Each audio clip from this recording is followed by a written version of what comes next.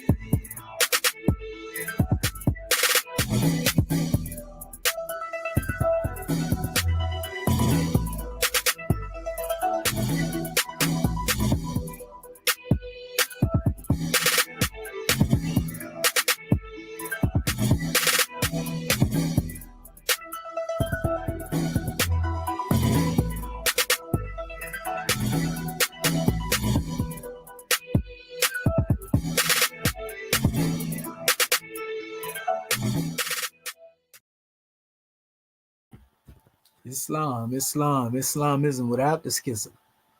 Want to rise upon the 7. Give all praises to the great God Allah, Father God Allah, and honors to his holy prophet, honors to our holy prophet, Noble Drew Ali, Al-Hajj Sharif Abdul Ali, that is. We give honors to our Moorish kin once again, here, there, and everywhere, and therefore honors to all of you who are continuously honoring yourselves by being yourselves.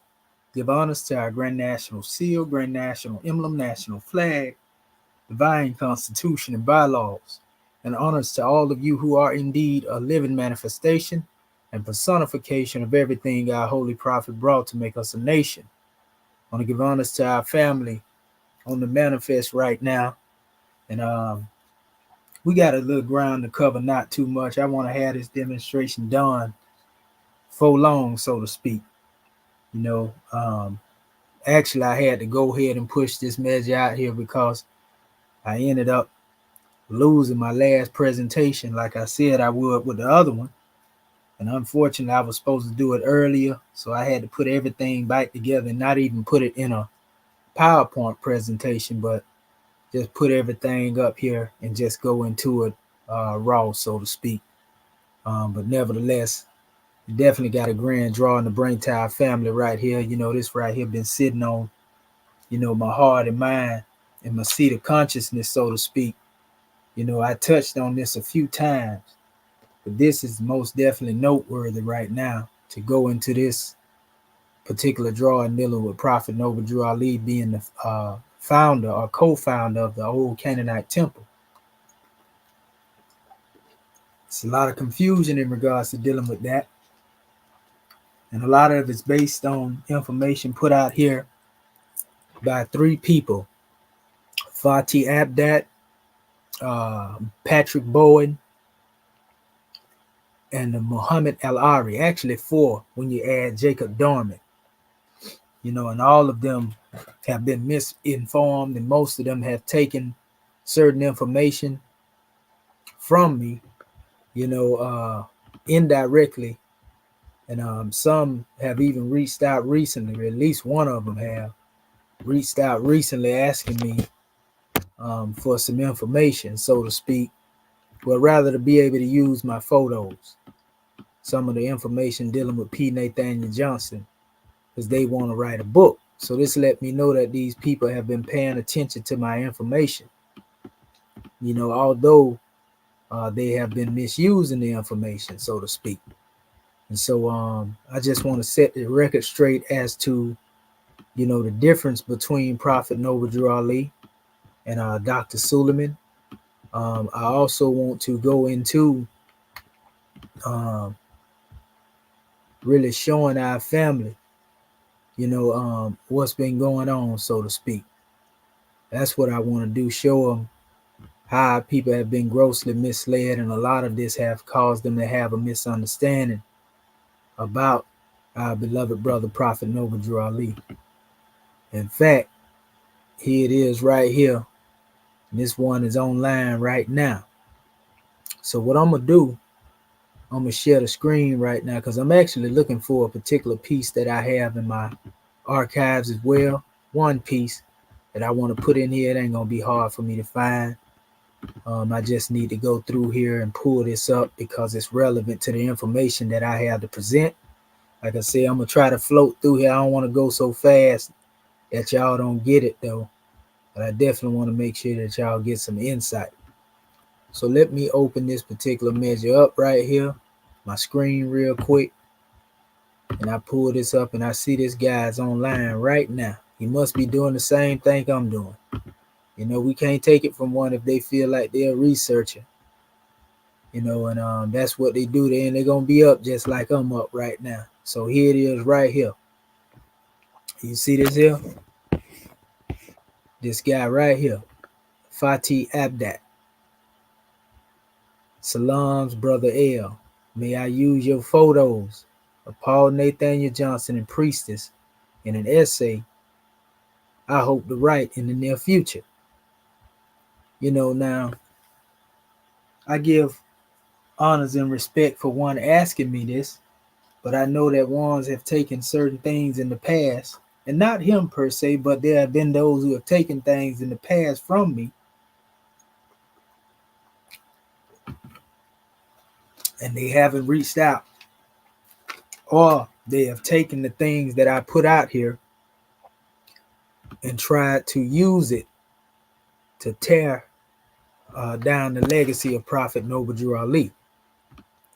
So I really didn't respond to the particular one, not to be mean and unjust or whatever the case may be, but I'm deliberating in my mind, knowing that this one has written certain things in opposition, to the prophet.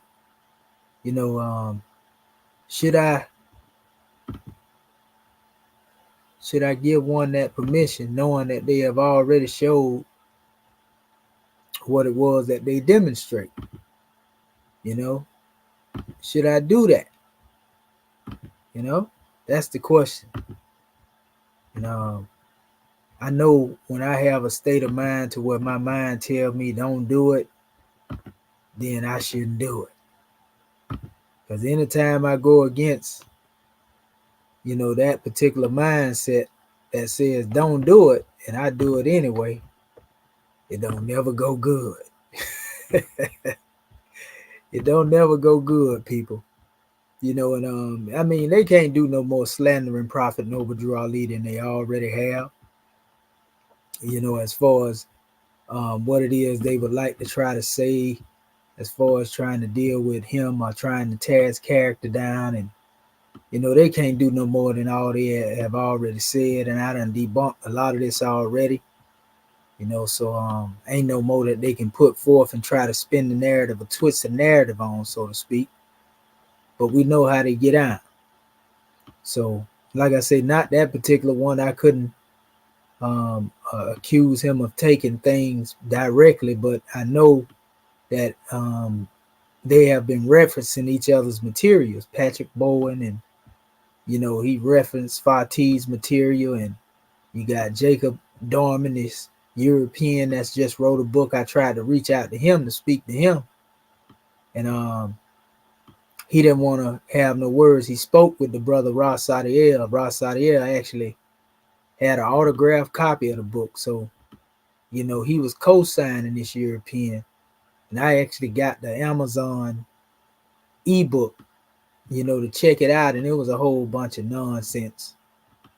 When we go into what it was that he was trying to say, saying the prophet stole somebody's identity, and all types of foolishness. And you got some people eating this stuff up, and the only reason they eat it up, especially the enemies of Prophet Noble Drew Ali, they're going to take that and run with it. No matter what you say, you can give them the real documentation and show it to them and everything.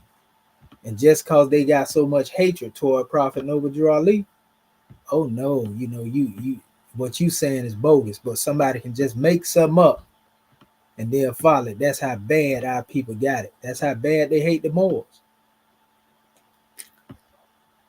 And it's crazy because you never seen the Moorish Science Temple throughout any of their history do nothing as far as dealing with bringing harm to these individuals. You see what I'm saying? I ain't never seen it. I ain't never been a member of the MSTFA. I'm Moorish American government to the core. I studied with Temple Moors years ago, but I'm Moorish American government. But I got to speak the truth. I ain't never seen nobody in the temple, in the history. I'm just saying during the history of Prophet Noble Drew Ali, all the way up until now, I never seen them do anything to harm any of our people that's claiming they Afrocentric and claiming they this and that. In order for these people to have so much hatred toward the Moors, but I understand it's by design. Some of them may have got beaten up with the information, like I always say. Some of them may have just have animosity with what when they run across a Moor. Because one thing about it, be it a Moor in the temple or the government, one thing I can say about all Moors on every front, we Moors like to study. We Moors most definitely like to study, and that's what I was looking for right there. We Moors like to study. That don't take nothing from nobody else. We ain't saying nobody else don't like to study, but we like to study. And being that most of us had a mindset of being right and exact, we push the narrative when we demonstrate. You see, so I know it may seem like one may be beating up on one with the truth, but that ain't the intent. It take a learned people to teach our people. You can't be just know anybody when it come down to teaching our people, family. Oh, I'm looking at our family. Yeah, peace and love. Islam, Sister Carter Bay. Like I said, I'm gonna try to run through this one right here. I don't want to rush it, but I started a little late, but I really want to get this to our family because it's there. One thing I was told, wise man once said, is dishonorable for a soldier to put on his coat and his mail. It's a dishonor to take it off. So I put my coat of arms and my coat of mail on, so to speak, had my scimitar. And basically I got to go forward with this demonstration. It would be it wouldn't be right if I didn't, especially with it being on my heart and my mind and my seat and my consciousness, because that means it's gonna come out like it's supposed to come out. Brother Barn Dog. I draw with different Moors. I mostly spoke with Moors in YouTube. Not YouTube, but Facebook back chats and in the chat. So it's a lot of them I dealt with. It's a lot of Moors that we don't agree on a lot of things. Ain't no hatred or nothing. I done had some of them cuss me out and threaten me and all that other stuff right there. But it ain't no big deal. I don't hold no grudges, because I know they just talking. At least that's how I take it. Whether they ain't talking or they ain't, it don't bother me at all. I ain't moved by that. I done been through and seen too much. To hear somebody talking that type of noise. But yeah, in fact, I can show you something real quick. I'm gonna show you something. Matter of fact, I got a reflection up here I can show you on one that's most definitely the arch rival. He loved to come out his mouth sideways. And I was up there with this one. I'll show it to you right here. Let me see if I got that picture right here. Is it up here? Maybe down deeper down here. Let me see here.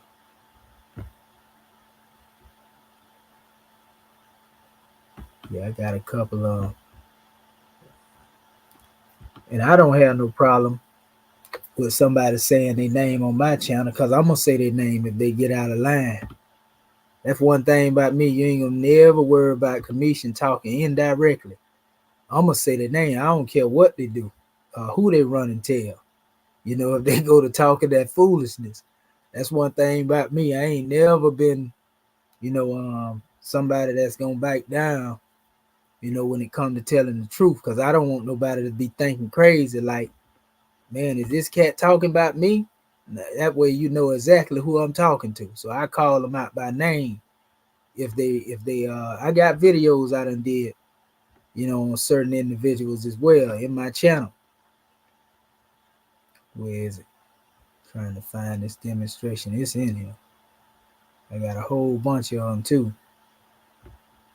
I'm gonna show it to you. Then I'm gonna proceed on running through this information because I really don't have a whole lot to read. It's really just more pictorials. I do have a little read, but not a whole lot. It may be a little bit in the articles I got, but it ain't as much as I normally have. Just give me a second here. I'm just trying to show y'all this one reflection right here. And once I show that to you, because the brother was asking me, do I deal with, these one? We done tried to get an olive branch to a couple of them. I done reached out. I done tried to call some of them personally. And some of them just, they ain't demonstrating what the prophets say demonstrate. The prophets say Moors need to learn to love instead of hate. You got some Moors that claim they Moors until it's time to be a Moor. So I leave that between them and the great God. Like I said, I ain't gonna beef with them over it. I just let you stay over there and I'm gonna stay right over here. Most of them though, a majority of them have been under my teacher at one time, my chairman. Some of them have, their teachers have been taught by my teacher, my chairman. You see what I'm saying? So go figure. And some of them have been taught the teaching before I even received the teaching. But they deviated, they went astray. Then some individuals have come up under those who have been taught the teaching, and they going off of what they've been told without having a full knowledge of what's even going on, family. They don't even know. They're just going off what somebody tell them. So they in opposition because of that. I ain't never been that type of person. I can't just have no animosity or no opposition against somebody because somebody told me that a person was a certain type of way. I got to see it in your character for myself. You can't poison my mind toward no individual. And there you go right there. There you go right there. That's one of them right there. That's definitely one of them. That's the one I'm trying to show you the reflection. Let me see something. It might be in here. The one I'm looking for. Let me see. No, it ain't right there. Okay. Yeah, we got a lot of individuals. They the reason why people, I'll be honest with you, the individual like that, the reason why a lot of people in opposition to the Moors. Get the Moors a bad name. Get the Moors a bad name. And so they got the whole community, on the Moors' head because of them. I don't stand with Moors like that. I'm going to tell y'all that right now. I don't support the nonsense and the naught. I already know that one to me personally is an agent provocateur. Agent Trojan horse is his name. Agent Trojan horse. But let me see here real quick. Matter of fact, he one of the ones that try to refute this same information right here that I'm getting ready to bring to our family. Let me see. We almost there, family. No, I'm here now. I just wanted to show y'all so y'all can see these cats how disingenuous they is. You know, they be acting like I say, like they're Moorish till it's time to be Moorish. Okay, yeah, here we go. Coming up right now. Mm-hmm.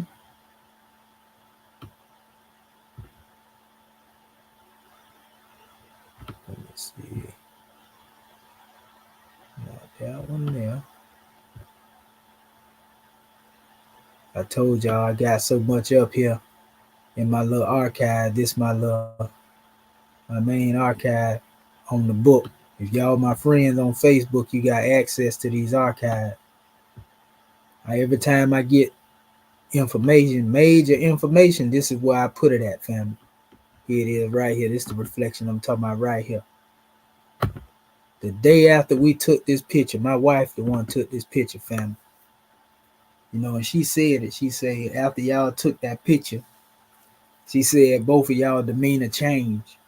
You know, but if you notice, when I gave this brother the hand clasp, I pulled it close to my heart because that's, you know, that we deal with the meeting of the mind. You know, that means I'm pulling you close to me. But that brother ain't somebody you can demonstrate like that, because the next day, soon as he got on our platform speaking, we let him get on the platform. He's speaking like, you know, he on some unity. And by the time I get back, you know, to my domain, Florida, I had drove 13 hours. He was already talking crazy before I came up there. And right before I took that picture, I said, yeah, this that brother you were talking to yesterday. You know what I mean? He was like, oh, brother, you know, it's the internet. All this right here, you know. And yeah, you know, thing is, like I said, when I left, I got a call like, man, this brother going in. I could show y'all that, but I ain't gonna go way in there. I got to dig it up. You know, it's in it's in his history. You know, where he hung up the phone on me and all types of crazy stuff. So that's what let me know that I can't deal with that guy. You know what I mean? He declared himself the adversary, and that's what he won't be. So that's what he gonna be. You know, but other than that, let me go into this thing now. As we can see, y'all see what the subject title is. Prophet Noble Drew Ali, founder or co-founder of that old Canaanite temple. You know, let a lot of people tell it. They're gonna say, oh, it's you know, Dr. Suleman, you know, let me see here. Let's see. He's gonna say he was the founder. Noble Drew Ali was the co-founder, and I'm just here to prove, you know, that to be a lie that they've been talking about. And I'm gonna show you what Dr. Suleman was about, as opposed to what Prophet Noble Drew Ali was about. Okay, this is what I'm trying to find right here.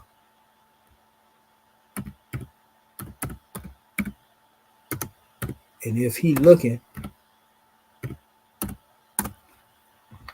this is what I'm talking about right here.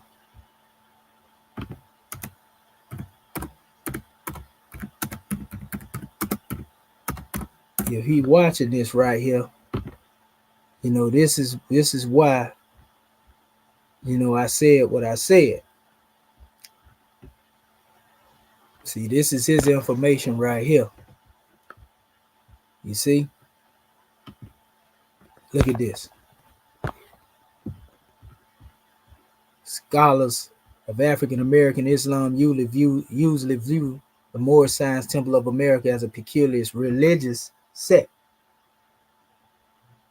He said, this is understandable given treacherous terrain that must be traversed to understand the Moorish Science Temple of America, henceforth MSTA. Early source materials on the movement remain scant, its religious creed tangled in esoteric eclecticism, and their followers' narrations bewilderingly conflict one another. Yet it remains vital to critically examine the MSTA, given its significance as one of the earliest pan-American Islamic organizations in the 20th century, one that influenced other communities it came into contact. Thus, Edward Curtis IV of Dorian African American Islamic Studies has advocated the need for a re-examination of the MSTA through a more critical lens of cultural history. and away from the straitjacket of it being a deviant, heretical group, you know.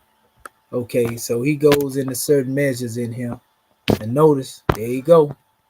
I'm indebted to several individuals for their unwavering support in my study of religious movement. Patrick Bowen. This is one of the people that I'm talking about right here. You see, was extremely, they trying to take him like he's some type of expert speaking on the Moors. You see, he's some type of expert speaking on the Moors. And he just came about. This is because most of our people keep giving these people a pass because they in a European educational system. Like that's supposed to, certify their credentials or something. But anyway, also notice who he mentioned in here. I also extend my sincerest appreciation to Professor Jacob Dorman for rekindling my academic interest in the African American Islamic history. Now, they were working with some Moors that's supposed to be MST of A too, because they give shots out to them in their book. So we can't say they was in this by themselves. They had some Moors helping them out. Allah team. Not the Allah team part himself, but the Ali's men. Y'all know who that is. They give constant shout outs to these guys. I wondered if they give them a cut for the information they did when they wrote their book. So all of these guys have wrote certain misinformation concerning the prophet. See, they said, there you go, Sharif Anil Bey has been helpful in writing this information. So that means whatever they said that was contrary to what the prophet taught, and helping spin the narrative, these brothers had something to do with it. And I consider that to be oppositional, to the prophet. How you gonna say you with the prophet and get with somebody that write material, that's inconsistent with what the prophet taught? That don't make sense. But I got a explanation. It's a part of the same reason I'm doing this tonight, because we know that a lot of these guys, are part of, certain societies, porch masonry to be exact. So we got these guys here that wrote books. Patrick Baldwin wrote a piece, and a lot of time when they be writing, they don't know it, but they be actually confirming, really confirming the prophet. That's crazy. They be trying to write against the prophet, but they really be confirming, what the prophet actually taught. And if you go here, this guy got a whole blog up here, what he called himself trying to teach, on the history of the Moors and, everything it is we study. And a lot of this stuff, like I say, have come from a lot of my archives. They just got it through other indirect sources. See here, talking about the Canaanite Temple, and he got this one little thing right here. See that? The only reason he got this one, because that's the one that had already been out here. I'm going to show you some information that I ain't never showed nobody. That way, when you see it popping up in they source material later, y'all know where they got it from. You see? Like this photo right here. That's one of my photos right there. I mean, it existed already, but I'm talking about that's my crop out. So they be taking stuff. I know how I crop the stuff out. They take that stuff and then use it, so to speak, in whatever way they choose to use it. Like this right here. This is the only, the original picture they had before this, it was real blurry. I'm the one gave that more colorful, and I'm going to show you what the full version of that photo is. This is a picture of Hamid Suleman, the guy that we're going to be talking about, in a second here. The one who they claim supposed to have been the one that taught the prophet and, let him tell it. The prophet was a part of his demonstration and, all types of foolishness. This is stuff they done brought up. You see what I'm saying? And I'm going to show you exactly the information that they were missing, though. That's what I'm gonna show you, the information that they were missing. Like this is one of my crop outs right here. And I know where they got this from. A lot of it they got from our brother Alim Bey. He didn't give it to them. They went to a site. And when you Google something, if you type the right thing in, certain information come up. You got a lot of misinformation. So I seen these guys stuff come up one piece at a time. Each and every one of them done wrote something about the prophet all out of the blue. You know, up until the point the climax came with your boy Jacob Dorman. You see? So I'm gonna show you the things that go into this information here. Let me pull up your boy here. All of them. They done clicked up, like at least 4 of them have clicked up to write some information, you know, to misguide.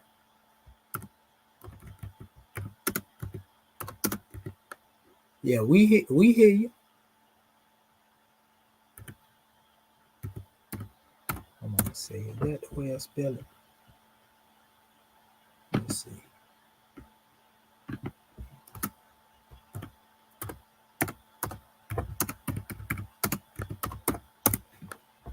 Yeah, now I see that they all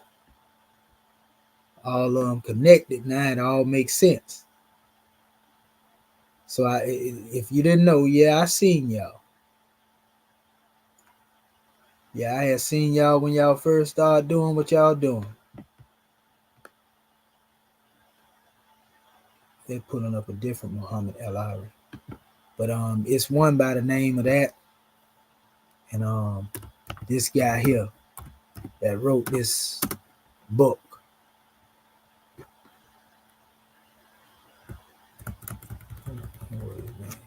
I gotta go back over here. I done forgot. Let me see here. Because I want y'all to be able to go when y'all see this information coming from these cats, y'all know where it's coming from. So we exposing them.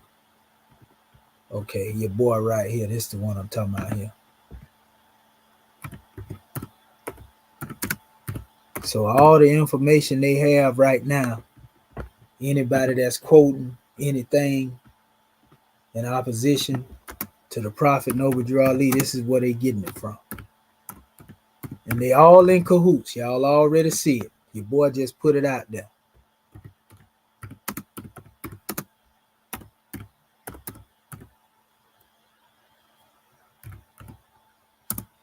They had the book called The Princess and the Frog. He gonna write one called The Princess and the Prophet. We know being he got that Eurocentric mindset, that's why he would take somebody that don't even look like Prophet Noble Drew Ali, because he probably think all us look the same anyway, and have the audacity to say that this brother right here is Prophet Noble Drew Ali. I'm trying to blow that demonstration up. It won't let me stretch it. Let me see. Okay, yeah, there we go. Right there. This guy right here, Walter Bristner, as he called it in his book, you know, a circus performer. Now we know the prophet, you know, went on a journey or was moving, so to speak. I'm gonna check this guy right here out too. His video. I wonder is this well, that guy he got a information he had gave on the prophet one time.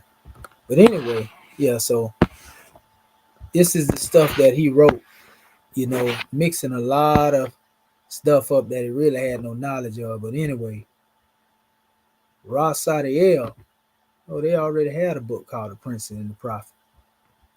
And he made his own version of it. Ross Sadiel was co-signing this brother. But when I reached out to this guy to ask him some questions, he ran from it. This is him right here. This guy right here. You know, writing history on the prophet. And he regurgitated a lot of information that he heard as well. You know, a lot of misinformation, family. But they all in it together. Your boy just put them out there right here. Fatih, Same brother just asked me for the picture, just put him out there. See who he say he indebted to? Several individuals. Patrick Bowen, right? Let me show y'all this guy right here too, because he got a picture and a photo as well. We already seen the guy. So y'all got to be aware of this information when you see it. They getting rich off of slandering their ancestors, man. This is the guy right here. I don't care what nobody say. Them two pictures right there, man, these guys look like straight agents. Look at him. Look at this guy. Him and the other guy I just showed. Come on, man. So yeah, that's what they doing. You know, they got their little blogs or whatever. And they, you know, all this stuff right here coming from their different blogs. See? All this stuff here. Some of it they done took, like I said, from, you know, other sources. You know, they probably got more access to different areas, so to speak.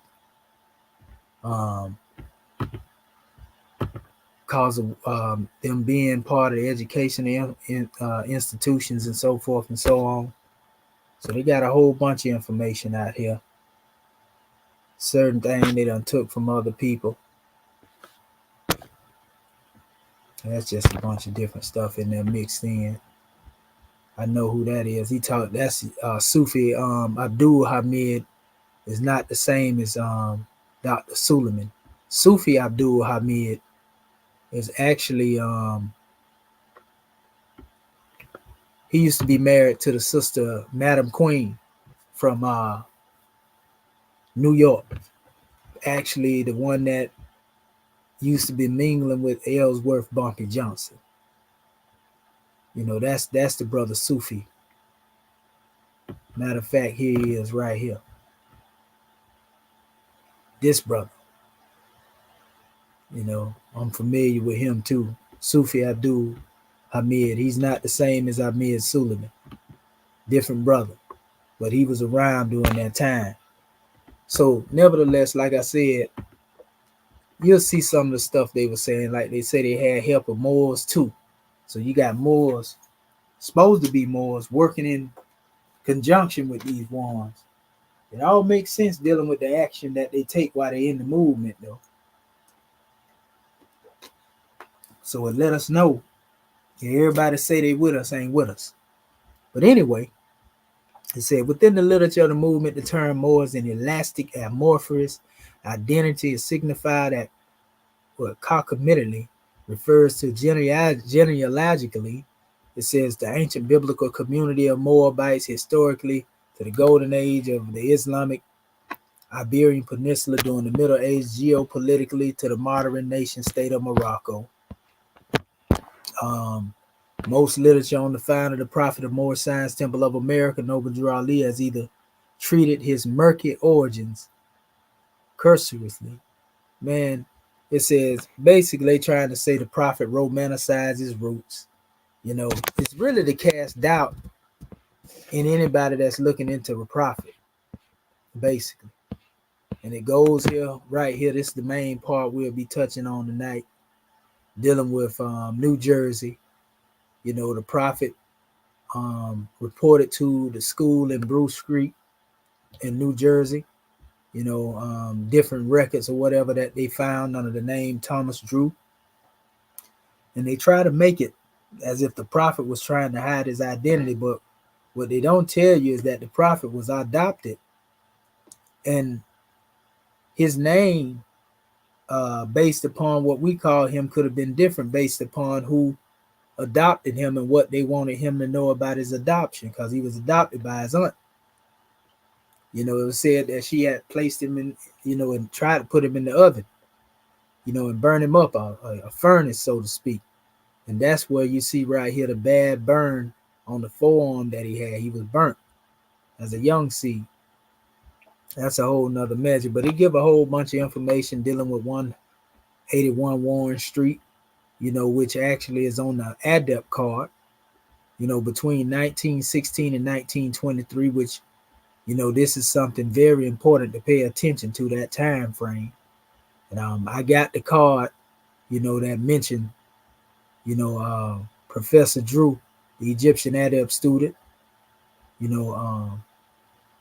It goes into that measure.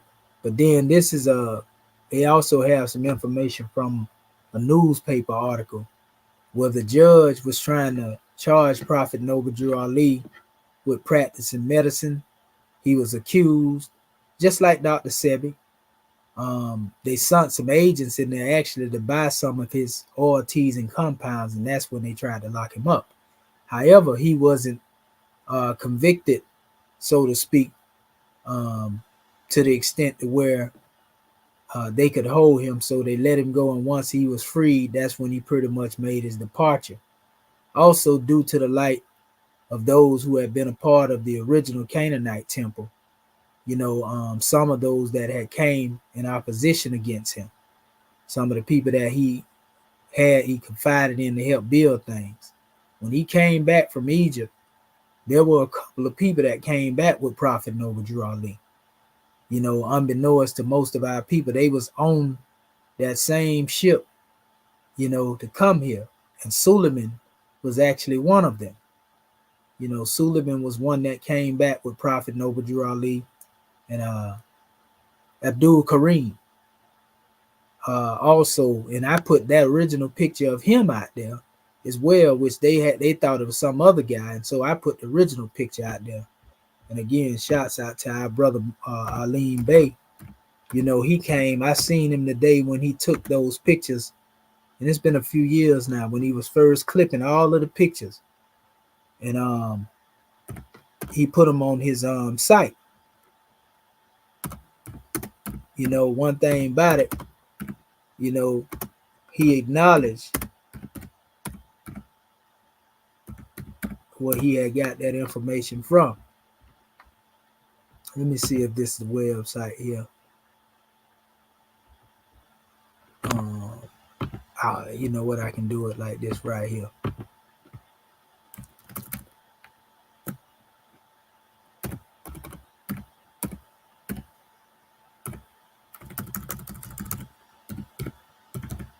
And then I'm going to get into my, hold on.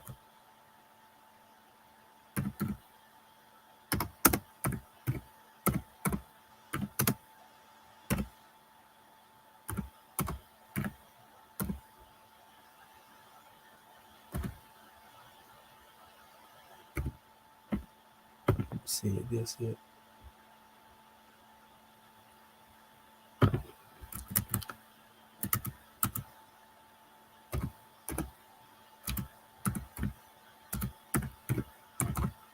They spelled his brother's name so many different ways. Oh, I know one thing I got to do. I got to get up out of here because for some reason it don't search like my other information does. So let me see.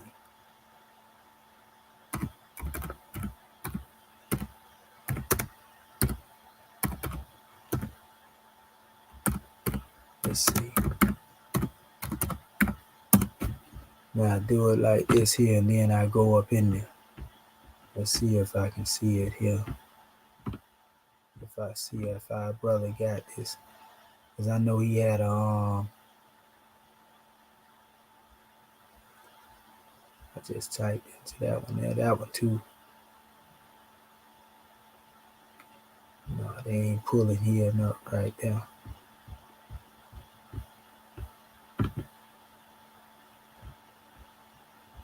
Nope, they didn't pull it up there.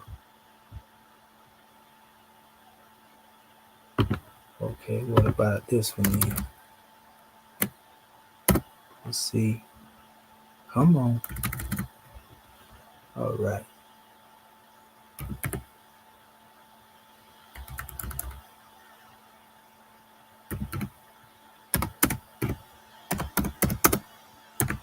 Let's see if it do it this way.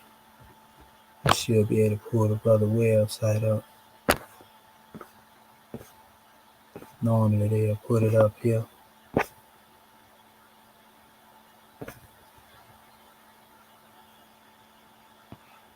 That one, they still ain't pulling it up there, huh? Let's see. Okay. Let's try it this way then.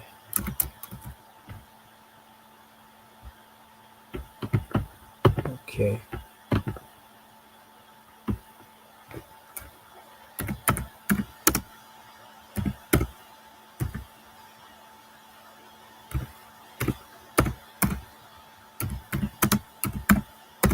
Okay.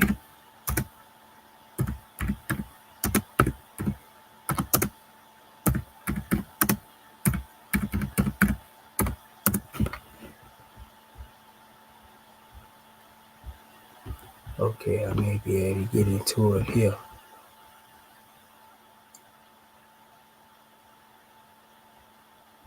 Let's see.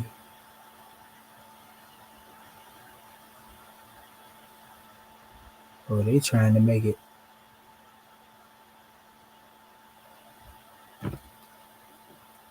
Not that one there. That one. Let's see. Let's see if it's this link.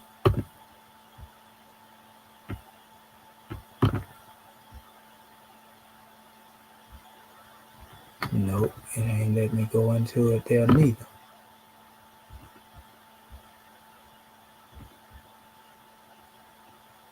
Oh, they trying to be stubborn, huh? What about this one then?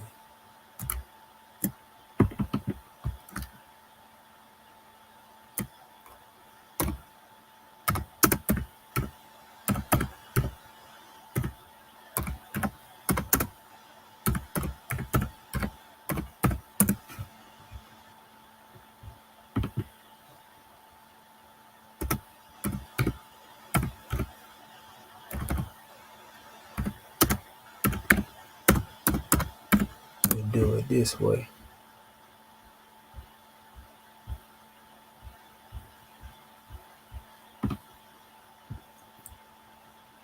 Okay, not there. I see they bringing mine up.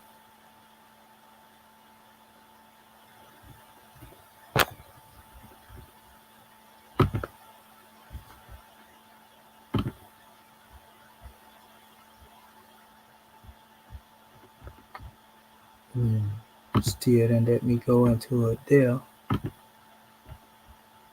gonna see if I can do this again.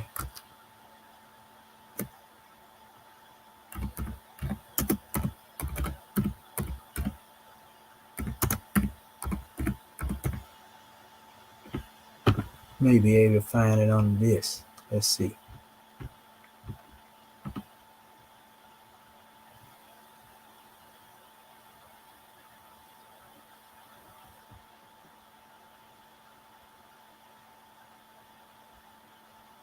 Nope.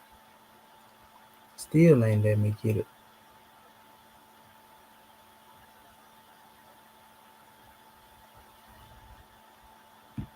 We got so many dang on groups up here now, it make it hard to find the information you normally have.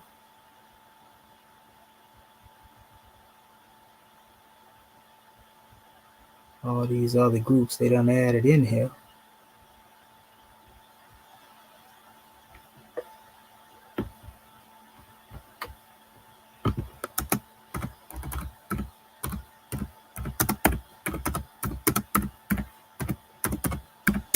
This just goes to show you how far out there our Moorish kin went.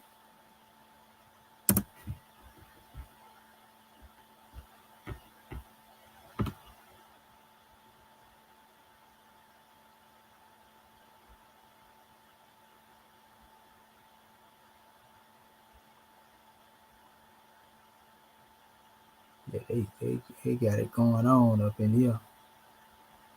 So many different groups in here.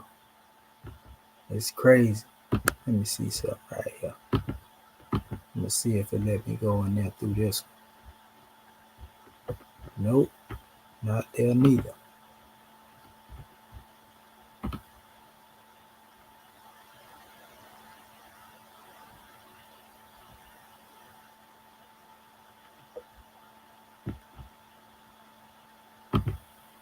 I may be able to do it like this right here. Then let's see.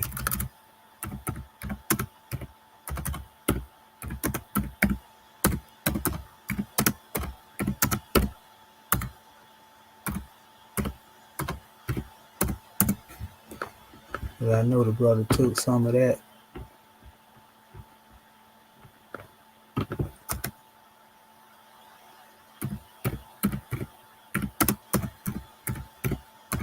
Okay. Is it here?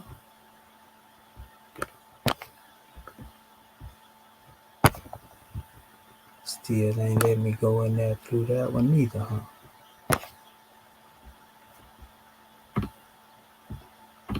They done hid the website from me.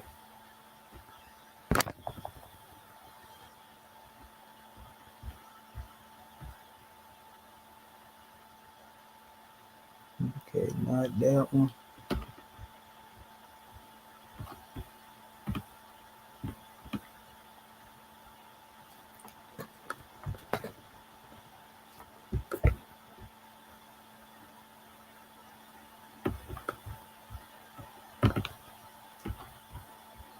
Yeah, they trying to. Yeah, you can't even get in there now. I can't find that website, but it's all right, cause let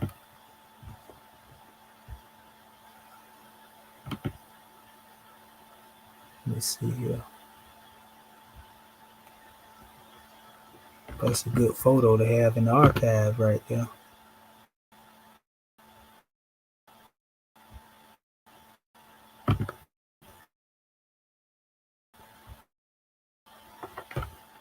Yeah, so it ain't let me get in there. I wonder why it ain't giving me them other areas that I'm gonna try it this way one more time, and now I'm gonna move on with my presentation.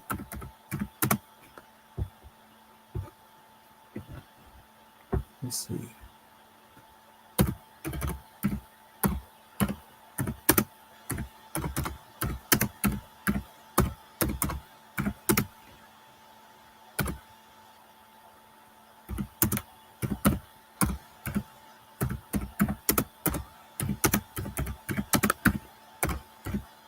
Okay.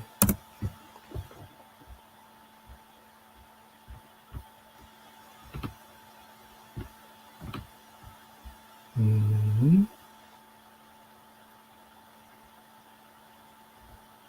Still don't let me get it there. Nope. There it is, right there. Here it is. This is what I was looking for right here. About time. Goodness gracious. So, our good brother, basically, he got a lot of information, that he had from his own research. But if you go through here, you'll see what he actually gave me on us. Like this picture right here. That's the picture. Remember I told you your boy took that from him?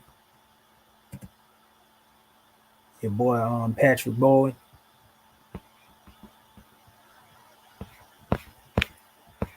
Here's one of the clippings that I put out here.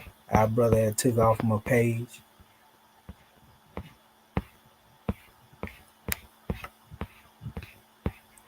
And there was an add-on with some of the information. You see Baldwin didn't have but one piece in there. This one right here as well, which I showed y'all earlier. This picture here I put out there. They had another guy. I the one cropped that out and put that out there. That one came from my page.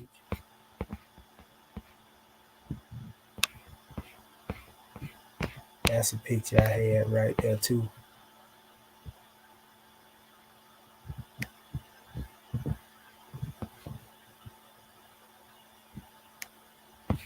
Okay. There's another one down here. Like that's one of them too. On Father Divine, I got a couple of them I put out there.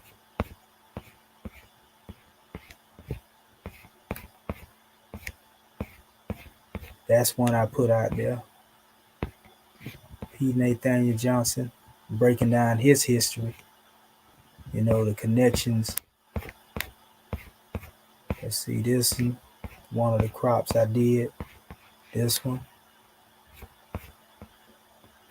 And see, he actually quote my name right here on the bottom of this. See, brother, Mohadiz El Haj, Shahid Al Mohadiz, Shabazz El is my whole name, but he actually put that one there, and he put, this particular clipping that I had here.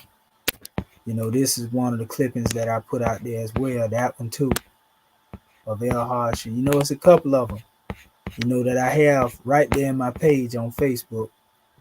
And the brother took them and he did what he did with them, So there ain't no big deal about that.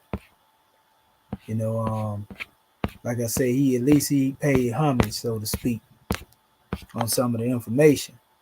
But a lot of it too is his research, because he's been doing research too, longer than I have, dealing with the Moorish aspect. A lot of people like to compare me and the good brother. Me and Brother Aleem, honors to him. I spoke with him a while back. We ain't had a chance to meet yet, but good brother. I love his work. But nevertheless, like I said, at least he had the mindset to at least pay homage. So there we go. All right. So let me get into this demonstration real quick. So remember, our subject matter again is Prophet Noble Drew Ali, founder or co-founder of the old Canaanite Temple. We're going to go into this. Like I was showing you, this guy is over here trying to make it seem, they'll let them tell it. They're going to tell you that Suleman was the guy. He was the founder. Anything to take Noble Drew Ali, out of the equation. This is the mindset that we're dealing with. Anything they can do now, try to make it look like Noble Drew Ali wasn't the founder, even though history records that he was. So, I just have to move these cobwebs of confusion out of the way. Because if you come here, this is your boy Bowen.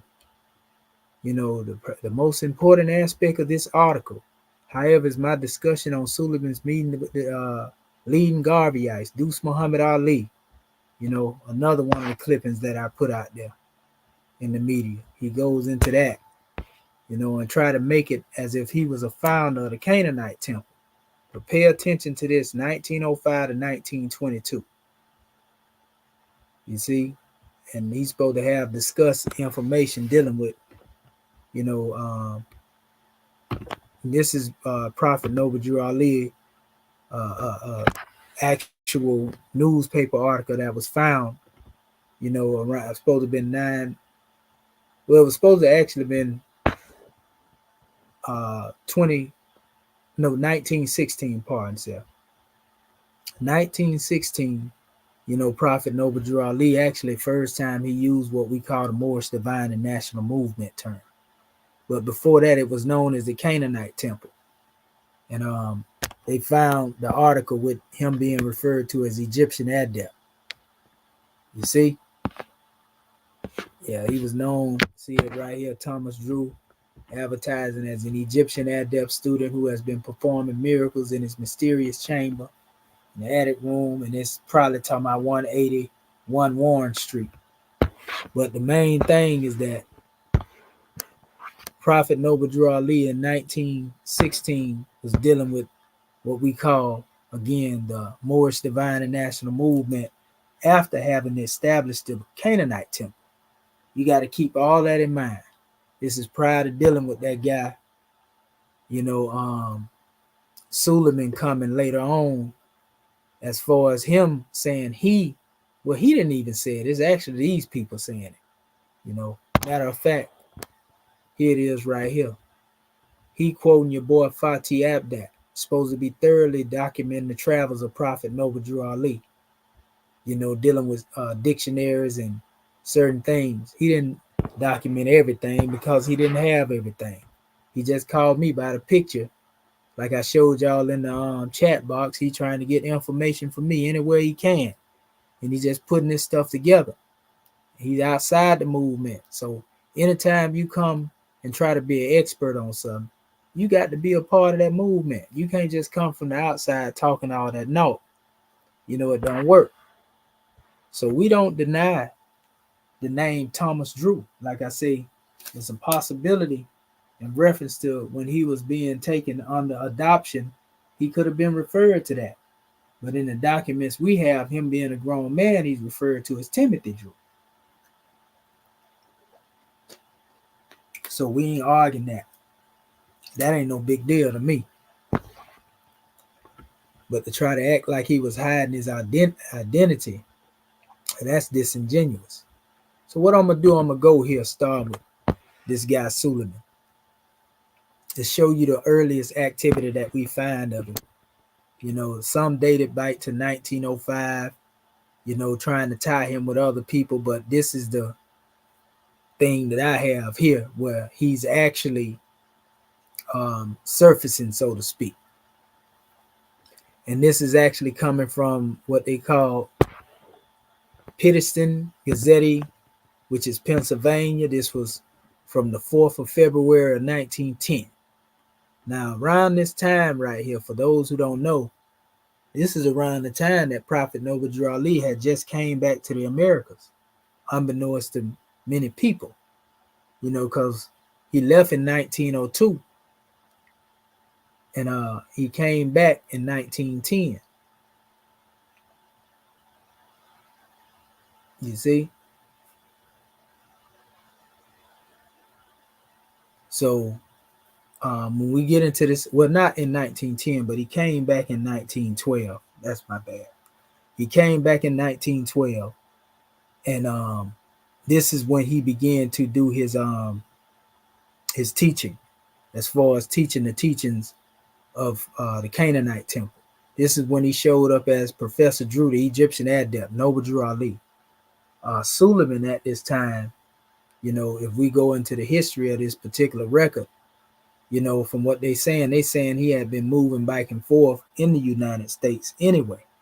So on the Prophet's trip and his return, what I'm saying, he came back. When the Prophet came back, Suleman was on that ship with him. And so in this information, to show you what Suleman was doing, he wasn't trying to build no MST of A. He wasn't trying to build no Canaanite Temple. This is what he was dealing with. New York Freemasons Incorporate. Right? February the 4th, 1910, the Mecca Medina Temple of the ancient free and operative Masons, a lodge of Negroes, has been incorporated here with the approval of the Supreme Court Justice Gerard. Among the incorporators are Reverend Robert B. Mont and Dr. Prince de Suleman. And they use the name Solomon here instead of Suleman, but this is your boy Suleman, Hamed Suleman. He was being referred to as Prince de Suleman for some reason at this particular time, but it's definitely him. Because, it's on his record that he was the one that was establishing the ancient free and the operative Masons. That's what they call them. The Mecca Medina Temple. You see? The Mecca Medina Temple. You're going to see why he was calling it this after a while. He ain't talking about no Canaanite Temple. He ain't talking about no Moorish Science Temple. He ain't talking about no Moorish Divine and National Movement. He talking about Masonry. Right? He was a co-founder of the Canaanite Temple. He was not the founder. In fact, Prophet Noble Drew Ali had already begun doing the work of founding the Canaanite Temple. And Suleman just came along, in the process of that and did his little thing, whatever it was. It wasn't much, because that's why him and the Prophet Noble Drew Ali ended up falling out. You see? So, I'm going to see if I can find that picture of Robert B. Mont so y'all can see him. It's always good. I have it in my archives. I know I might not be able to find it here. Let's see. I may not be able to find it here, and I definitely ain't going to be able to find it there. Let me go over here to this other area. I don't know what it is about Microsoft, but it don't Google like Google. Google always Google better. Let me see if I can find Robert B. Monk. Let's see.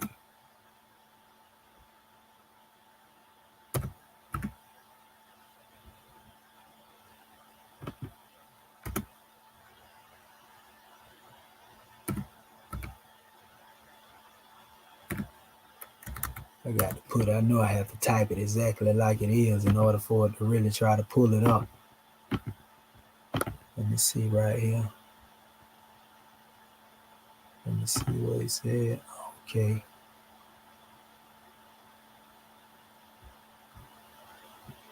Let me see. Okay, here you go. Let me see. Ancient free and operative. That's what it is.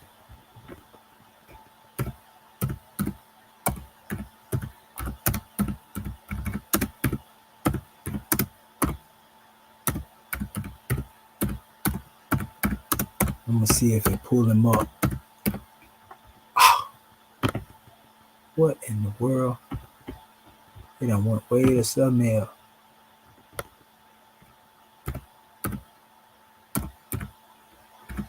Okay.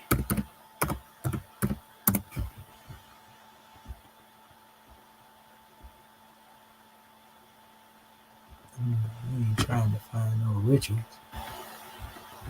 I used to have a. I just don't want to dig through there.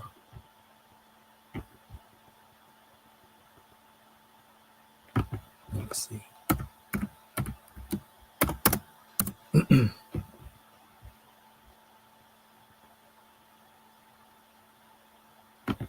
Is this the one?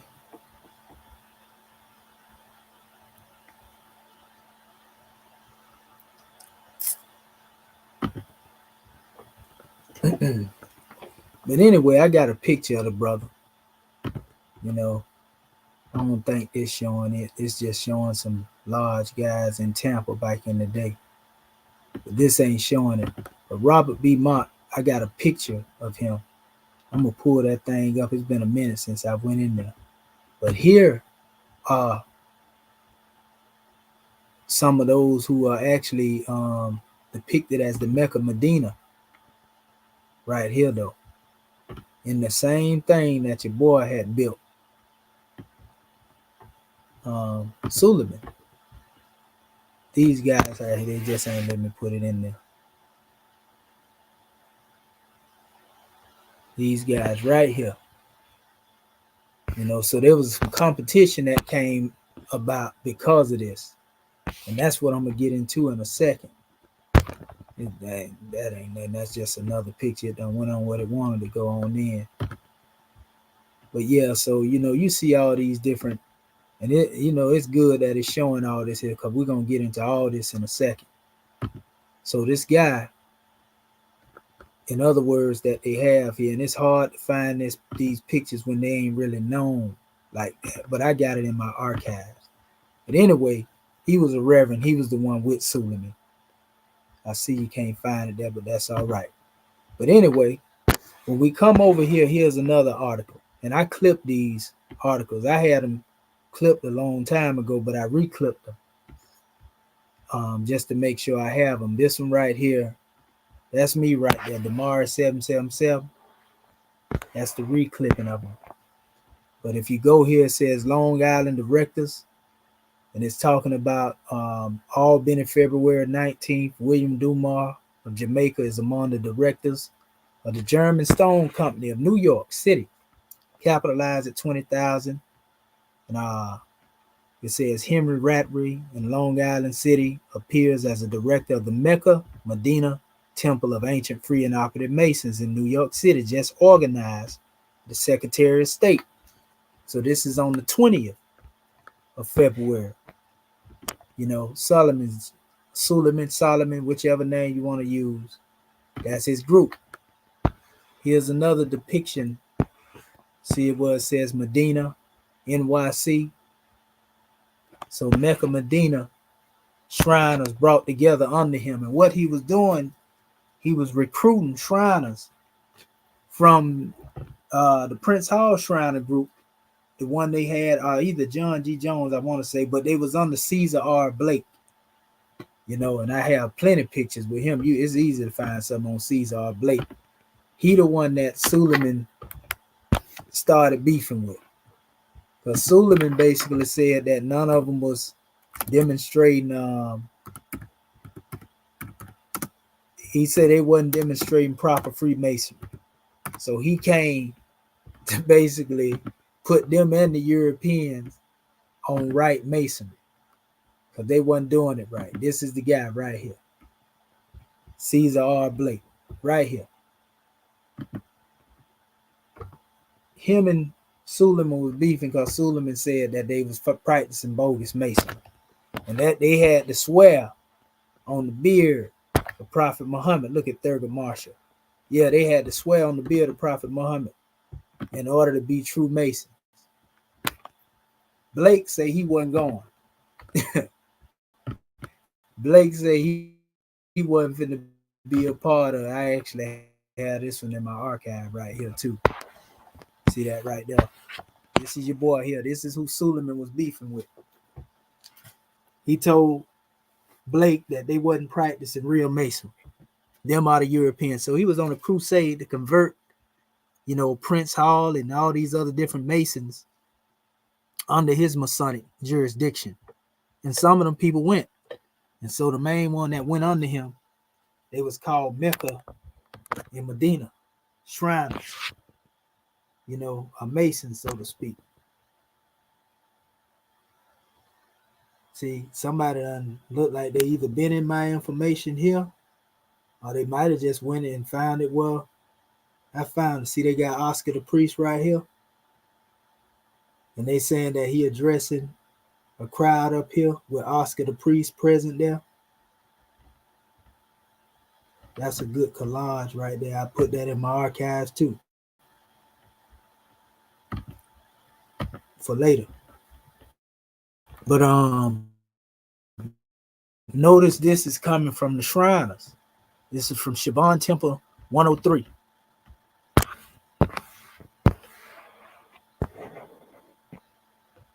They got your boy Oscar the Priest right there. Ain't no telling who else up in here. There's a couple of people in there. You know. But that's your boy right there. Caesar R. Blake. You know, addressing him. So he was the one, he was Suleman's competition. Let me go back over here.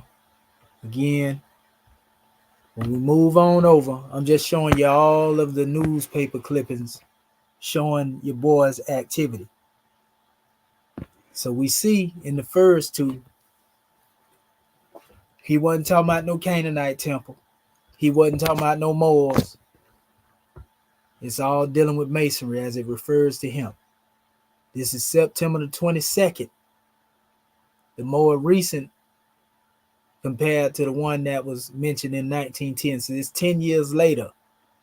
It says Mecca priest to initiate Negro Shriners comes to New York and offers the real thing in Mohammedan Masonry. See what I'm talking about? Now listen. It says, New York, September the 1st, a man calling himself a high priest of Mecca has started the colored population of New York with the following announcement. I, Abdul Hamid Suleman of the city of Khartoum, Sudan, Egypt, a Mohammedan by birth, master of the Quran, having pilgrimage to Mecca 3 times, and thus become eminent high priest and head of all Masonic degrees in Mecca, Arabia, from the 1st to the 96th degree, am now in the United States for the purpose of establishing the right of the ancient Arabic or the noble of the mystic shrine. Now, mind you, this 1922.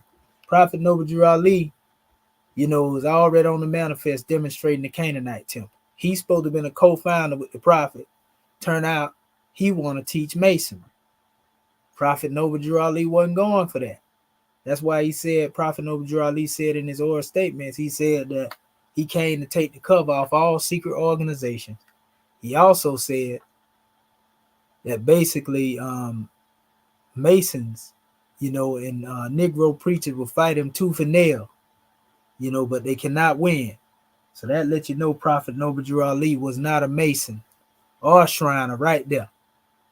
So anyway, he had a different agenda from Prophet Noble Ali. He was trying to inaugurate Shrinism. He wasn't demonstrating, to the extent. A lot of these clippings here I hadn't even put out there, but I know they're gonna probably show up.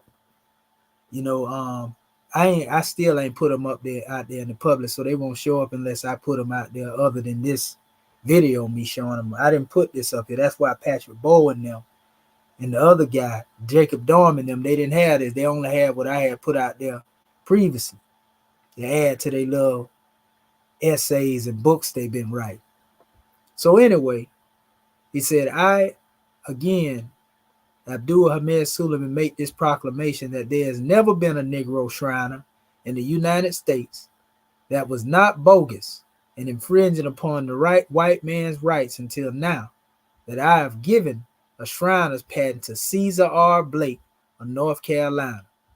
So basically, Caesar R. Blake, he's saying he had gave the Shriner's patent to him, but Caesar, once he figured out what it was, he rejected it. He went against Suleman. You're going to see it. And it came to a time to where there was like some court battles over this stuff. And this is recorded in the history. They even talk about it in the Jubilee. I got the Jubilee in the other window where they actually speak on this indirectly, talking about the victory that they had, to become established as Shriners. They giving honors to Caesar Blake for that, and they speaking about him going against Suleman, basically, indirectly without mentioning his name. So it says, I am here to answer all the questions relative to these degrees until I return home to Mecca to enroll the names of true Shriners of this country. So he gonna go back to holy city of Mecca, and he's supposed to enroll their names on the Shriners rolls in Mecca. This is Suleman now. Supposed to be born Egyptian, came over here to the United States with the prophet, but this is what he talking about his agenda is. It wasn't part of Prophet Noble Ali's agenda. It says Suleman is arranging to receive the hundreds of thousands of American Negroes who call themselves Freemasons and mystic Shriners into a Mohammedan Masonry, now that they are being enjoined by the white Freemasons and Shriners throughout the civil courts. It says, using the copyrighted society names and titles, regalia, and insignia of the American organizations. Suleman says the white men, it says, are right to enjoining the Negroes because the Negroes have had no authentic Masonic charter. They have merely set themselves up as Freemasons. So Suleman basically saying the same thing that I be saying about some of our family in the MST of A, that they ain't really chartered. They didn't come up with it, but he's saying this about these Masons. He's saying this basically about the Prince Hall, any Negro Mason. They basically just set themselves up, is what he's saying, as Freemasons. And he proposes now to make them authentic by virtue of his authority as eminent high priest to grant a charter in Masonry. So now do y'all see what I'm talking about? Suleman's whole agenda, he trying to set Negro Masons up as authentic Masons because he said they was practicing bogus Masonry. So y'all get y'all some little Masonic history up in here too. And Shriners history. This was Suleman's position concerning the Shriners. Commission, the only one that can bring this to you. I held a lot of this information because I know y'all are going to try to use it and write books, but now I'm putting it out there to the public, opening up the archives so they can see what's going on, what's really going on. I want to say something too before I even go into this. Oh, that's the brother BNX. He up like me. I'm going to say something to our good brother real quick. Oh, I can't do it right now, because I'm on here. I'm going to just type, I'm live.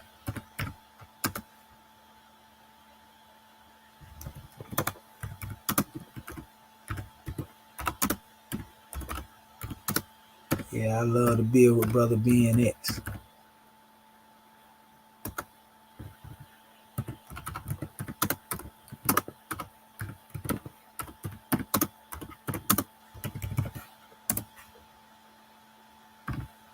Yeah, yeah. So looking at this, giving honors to that brother. Shouts out to the brother BNX. Good young brother out there, been out there doing it on the front line for the NOI for a minute. So yeah, what I wanted to show y'all is these men right here, family. Speaking of Shrinism, these are actual Europeans.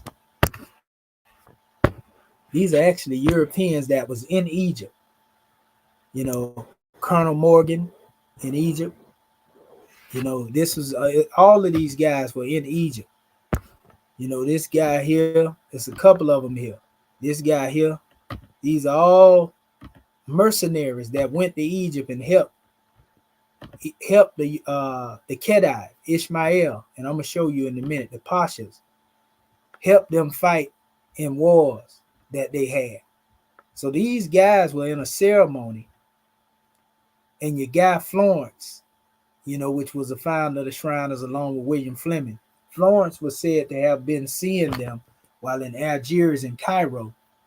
He watched them do a ceremony, and by the time they come up out of the ceremony, he had been invited to it. They was all, you know, basically they had become part of what they called a secret society. It was all Masons that was already there, but this is the origin of their shrine. So the real origin of the shrine, if you look at it, the Europeans and they ritual, they'll give you the history. They say it was established under Caliph Ali, you know, and that the Khedive, Ishmael, you know, is the one gave them, you know, foundation in dealing with this masonry. And they said that they was just doing what would normally be like a theatrical play. And Florence them was there. He was invited again, and by the time it was over, they was a secret society. In other words, this was the seed of the shrine, you know. And I'm gonna get into that in a minute. I'm gonna read it to you, you know. But these guys were being observed. Florence didn't even know that these was American mercenaries that were over there fighting with the Khedive, under the Khedive, Ishmael, you know, and Ishmael Pasha is what they called him, because they were called Beys and Pashas, but they was Egyptian, Ottoman Egyptian, so to speak. So yeah, it was these guys that was there during the ceremony. He didn't even really recognize that this play was an actual ritual. You see what I'm saying? The Shriners ritual. And so he brought that back to your boy Fleming. And then that's how they started their shrine in New York, basically. And they established what they called a Mecca Temple, you know, is what they came up with. You see? So that's a whole nother measure. But I wanted to give you that history since I'm there. So going on back to dealing with this guy, Suleman, y'all seen this. This is the same thing that Patrick Bowen got in his collection. 1923. The Brooklyn Eagle. See? Now, this is where they've been trying to take this and run with it and try to make it look like Suleman was the founder of the Canaanite Temple. But if you read it carefully, you'll see exactly what's being said.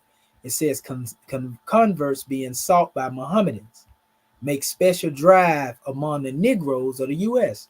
And we just showed you that this man was interested in pushing Masonry. Now look at the date on this. This is July the 23rd, Sunday, right? When you go back to the other one, this dated September 1922. That ain't but a few months later, so to speak. You see, that ain't but a few months later. And so here he is again, Dr. Hamid Suleman, a native of Arabia. Now they were saying Egypt first, but now they saying Arabia here. But anyway, 143 West 130th Street in Manhattan, the high priest of Mecca. Now note, he's in New York at this time. The prophet was in New Jersey. It says for a number of years, it says has inaugurated a movement for spreading Mohammedanism among the Negroes of the United States. he wasn't spreading Islam, he was spreading Mohammedan Masonry, according to him. You see, that's what he was spreading. He said Mohammedan Masonry. It says a number of the Muslim groups have been started, particularly one in Newark, New Jersey, under the name of the Canaanite Temple. So if Suleman was in New York, he couldn't have been in Newark establishing the Canaanite Temple. It's saying that there have been another group that was established during that time. You see, this is one they just named the Canaanite Temple. His affiliation with the Canaanite Temple is what caused his name to be mentioned, because he had become popular by going throughout the states dealing with that masonry. So that's why he was considered, in the eyes of the public, those who would deal with media, more important than Prophet Noble Drew Ali to them, because he's a front man, so to speak. You see? But anyway, it says under their leadership, and this is the Canaanite Temple, it is reported that has attracted a large membership, right? Groups of Negro Muslims have combined with the Turkish and the Syrian groups throughout the United States. And it was during this time that Master Farad Muhammad also had met Prophet Noble Drew Ali in this early period of time. You see? So he would have been amongst this particular group here. This is way before he established the NOI and so forth and so on. This is in our historical record. So Dr. Suleman has gathered together these groups with the Turkish and the Syrian groups in this country. It says, and they have decided to erect a mosque in the northern part of Manhattan Island. They even had a picture of the Mecca Medina, Shriners Temple, and this is the one that they was talking about. It was mean to be like a mosque, but really it was more like a Shriners Temple. It says, under the leadership, Dr. Suleman said there will be a movement conducted among the Negro people throughout the United States to convert them to Mohammedanism. And so they trying to see all these different groups. In other words, Suleman would be, and this is misleading because this is their assumption. The guy was out there teaching masonry, Mohammedan masonry. You see, he wasn't teaching Moorish teachings. He wasn't teaching the Canaanite teaching. You see, now remember, Prophet Noble Drew Ali established the Canaanite Temple in 1913. They mentioning it here. But at this time, actually, the prophet had got ready to make his move out. He probably had made his move out by this time right here, to be honest with you. But nevertheless, I'm going to show you what happened during that time period.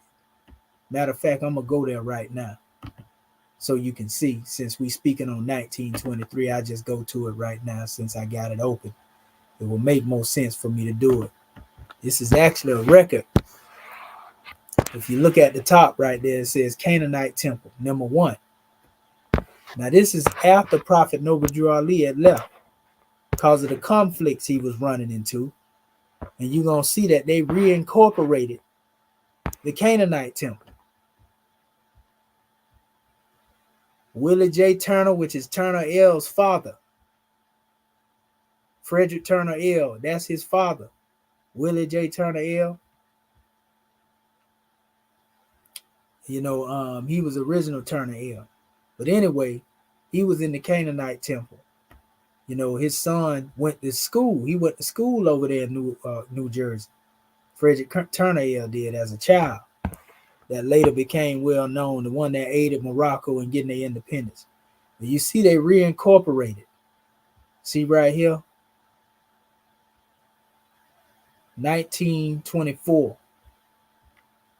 Newark, New Jersey. See the names on it? George Collins, W.J. Brown, Walter Crawford, Joseph A. Grant, Fred Mason, Willie Turner, and Samuel Dickerson. Very important that you understand this guy here, Dickerson, who they also call Dixon. You see, this who barbershop where they met at on the second floor, so to speak. This is where Prophet Noble Drew Ali was meeting in his barbershop. So Dickerson, or Dixon, as they call him, also was in conflict with the prophet because they didn't really want to accept. He didn't want to accept Islam. From some of the other documents that I had, he didn't want to accept Islam. And so those were conflicts. That's why the prophet referred to, again, Masons and Negro preachers will fight him tooth and nail, but they cannot win. So by this time, Prophet Noble Drew Ali had already moved into Chicago. But they was trying to build their version of the Canaanite Temple. And this version, if you believe it or not, was actually, see, they say down here Samuel Dixon here instead of Dickerson. See, but this Dixon Barbershop is what they call it. This particular measure here is dealing with, again, Essex County, the 31st day of May, Notary Republic, and it's got all their names on it again. And these were the ones who were trying to basically take over the Canaanite Temple. See, it say the purpose of religious worship for teaching the religion of Islam. You see, that's what it originally was established upon. So if people wanted to know if, those teaching were being taught, yeah, they was being taught back then. So dealing with the fact that this guy fell in conflict along with Suleman and what he was doing, this is what made, and Prophet Noble Drew Ali being arrested. This is what made Prophet Noble Drew Ali depart, from Newark, New Jersey into Chicago, which is where he started building. Some say around 1924, they even tried to make it look like the prophet founded his first temple being founded. They say it was called the Allah Temple, which later became that of Brother Master Farad Muhammad, actually being the founder, as it said on the record, as I always thought it was. But in many different references y'all seen on my measure in the Allah Temple of Islam in the records, they was actually trying to say that Prophet Noble Drew Ali founded his first temple. One of them was called that. We don't really have that in the record per se, but who knows? You never know. I always knew Master Farad Muhammad to be the founder of the Allah Temple of Islam. But until I find more information, I won't be conclusive on that. But I'm just putting that out there to let you know that it's in the records. This is how close these movements were together. So now that we know that another movement was inaugurated under the name Canaanite Temple, it said that they started around 1922 or 23, and that these were under Suleman. These would have been, under his particular direction. So when we go back over here in the other drawing that I showed y'all a few minutes ago, let me go back. Okay, here we go. When we go back to the article that I was just reading to y'all, there's a mixed measure dealing with that as special history. You got to know the first temple was founded by Prophet Noble Drew Ali and Suleman, and the second one was the one that I just showed you. So it was two Canaanite temples. Don't get them twisted. That's what I'm trying to show you. So anyway, back to Suleman. Here's another one right here that I didn't put out there. This is dealing with the history. And it says, after Negro Shriners, the high priest of Mecca would put them in the right light. Notice it says he's close to the great prophet. I wonder who the great prophet was that he was close to. Prophet Noble Drew Ali was the only one on the scene at that time that he was dealing with at one time. So it says Abdul Hamid offers the real thing in Mohammedan Masonry. Master of the Quran gets mixed and myth when asked to answer pointed questions. So they was questioning this guy. In New York Friday, he wrote, it says to the world saying, I, Abdul Hamid Suleman of the city of Khartoum, Sudan, Egypt, a Mohammedan by birth, master of the Quran, having pilgrimage to Mecca 3 times, and thus became an eminent high priest and head of all Masonic degrees in Mecca and Arabia. It says from the 1st to the 96th degree, am now in the United States for the purpose of establishing the right of the ancient Arabic of the nobles of the mystic shrine. So he's dealing with the 96 rights of Memphis is what he's saying. He's saying he came from Mecca in Arabia. He's saying he's born in Sudan and so forth and so on. Now he dealing with the 96 rights of Memphis. For those of you who don't know what that is, you know, um, that's a form of what they want to say are higher degrees of masonry that are often rejected by a lot of Masons, you know, because they consider them sovereign degrees, some of them, you know, some Masons do, you know, unless they part of a different body. But most of the ones that strict will say that this is beyond their jurisdiction, or, you know, they don't consider it, you know, true masonry. They consider it bogus. And maybe it's because of what Suleman was saying to them made them come at him the same way at those particular degrees. I don't know. But anyway, it says, I, Abdul Hamid Suleman, make this proclamation that there has never been a Negro shrine in the United States that was not bogus and infringing upon the white man's rights until now, that I have given a Shriner's patent again to Caesar R. Blake of North Carolina. I am here to answer all the questions relative to these degrees until I return home to Mecca to enroll the names of the true Shriners of this country. Right? So it says, reporter on pilgrimage.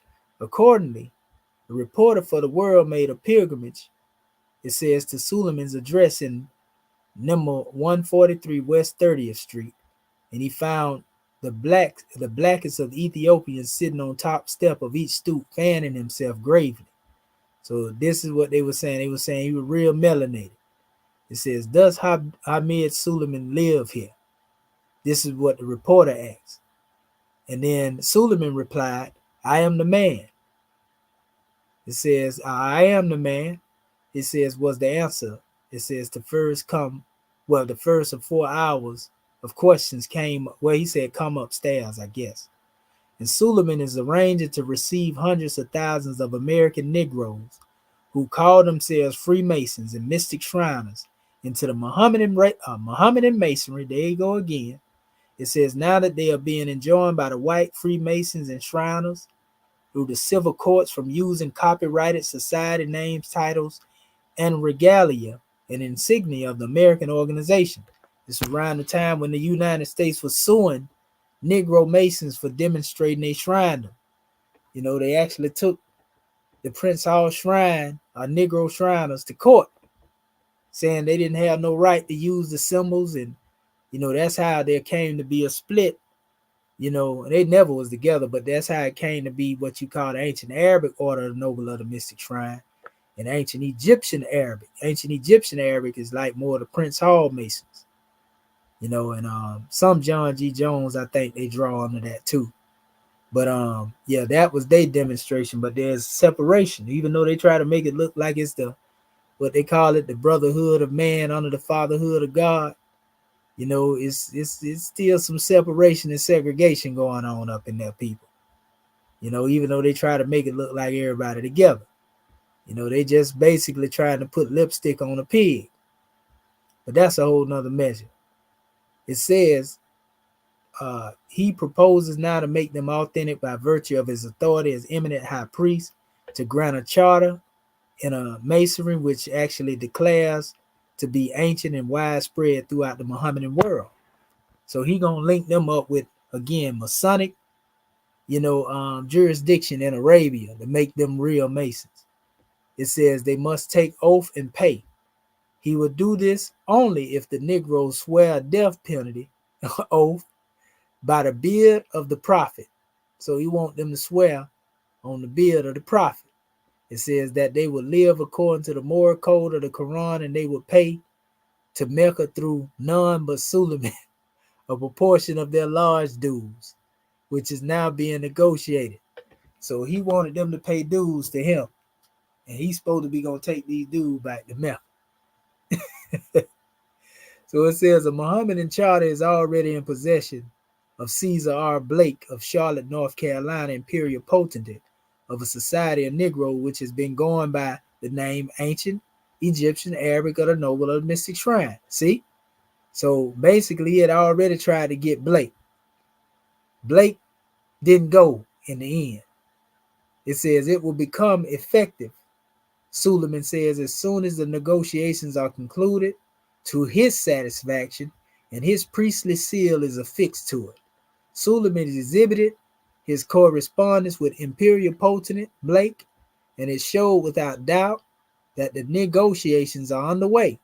And the only reason they was really even trying to listen to Suleman, because Suleman was speaking before some Europeans too, in some of the history that I read on him, and being acknowledged as who he is. So they were saying that, okay, this guy right here is the real deal. And so that's what gave him sway to a certain degree over some of the Negro Masons and Shriners, because European had co-signed it, you see? But then they changed their mind. It says other doubts enter, however, with great sweep with Suleman's answers during the 4 hours questioning concerning his Mohammedan masonry, his credentials, the Quran, and the institutions of Arabia are compared with one another and checked up with encyclopedia and the experience of American missionaries and American consuls who have spent years in Arabia and other Mohammedan countries. So they went and looking in background to Suleman. So it has here high priest embarrassed. First of all, Suleman exhibited his Mohammedan fez to the reporter. It is the one he was wearing when photographed, and that's the picture y'all seen. I got another picture, that shows even more. But it says, that is the fez I wore for 15 years as high priest in Mecca, says Suleman. So he said he wore his fez for 15 years in the holy city of Mecca. And so the question was asked, but why is the word Mecca embroidered in English letters? It sounds like he's sitting on the House of Consciousness or something. Because as you seen it, I'm going to show it to you right here. Show you my picture. This is the whole picture right here. High Egyptian Mason, Dr. Abdul Hamid Suleman, who questions legitimacy of Western shrines. You see? So they basically asked this man, if you who you say you are, then why, this fez that you say you have for 15 years in Mecca, why is it written in English letters? Why is it embroidered in English letters is what they asked him, right? That's why they said high priest embarrassed, right? Now we come here. This is a different group here that was founded around that same time, but in Detroit. This is the head of the Muslim Association. This is around the time when Farad and Elijah and them was over there in Detroit, and Deuce Muhammad and was running around over there. It was a group called the Red Crescent Society. And this was the attire they had. Notice he got a sash on him. Looked like a Shriner's jewel right here. Scimitar above the crescent and the star. And on his fez, which is a Shriner's jewel, crescent, and star, he actually had Arabic wrote up here. I can see the Y at the end, but I can't see the other stuff, based on the way it's distorted out. But yeah, here written in Arabic. So, we know he represents where he come from. This is the chairman of the committee of the Muslim societies in Detroit.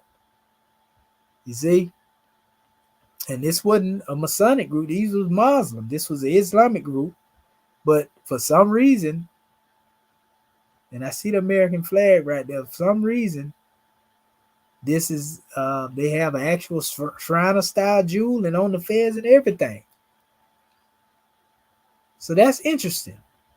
But they asked Suleman why his fez wasn't like this. Why it got Mecca on it. If he came from Mecca and he was in Mecca for 15 years. I ain't got nothing to say. All I know is that they kind of cut him with that one right there. But anyway, when they asked, but why is the word Mecca embroidered in English letter? The reporter asked if it was made to be worn in Arabia at Mecca, where no unbeliever is allowed, instead of being embroidered in Arabic characters, as in the Quran, which you just showed me.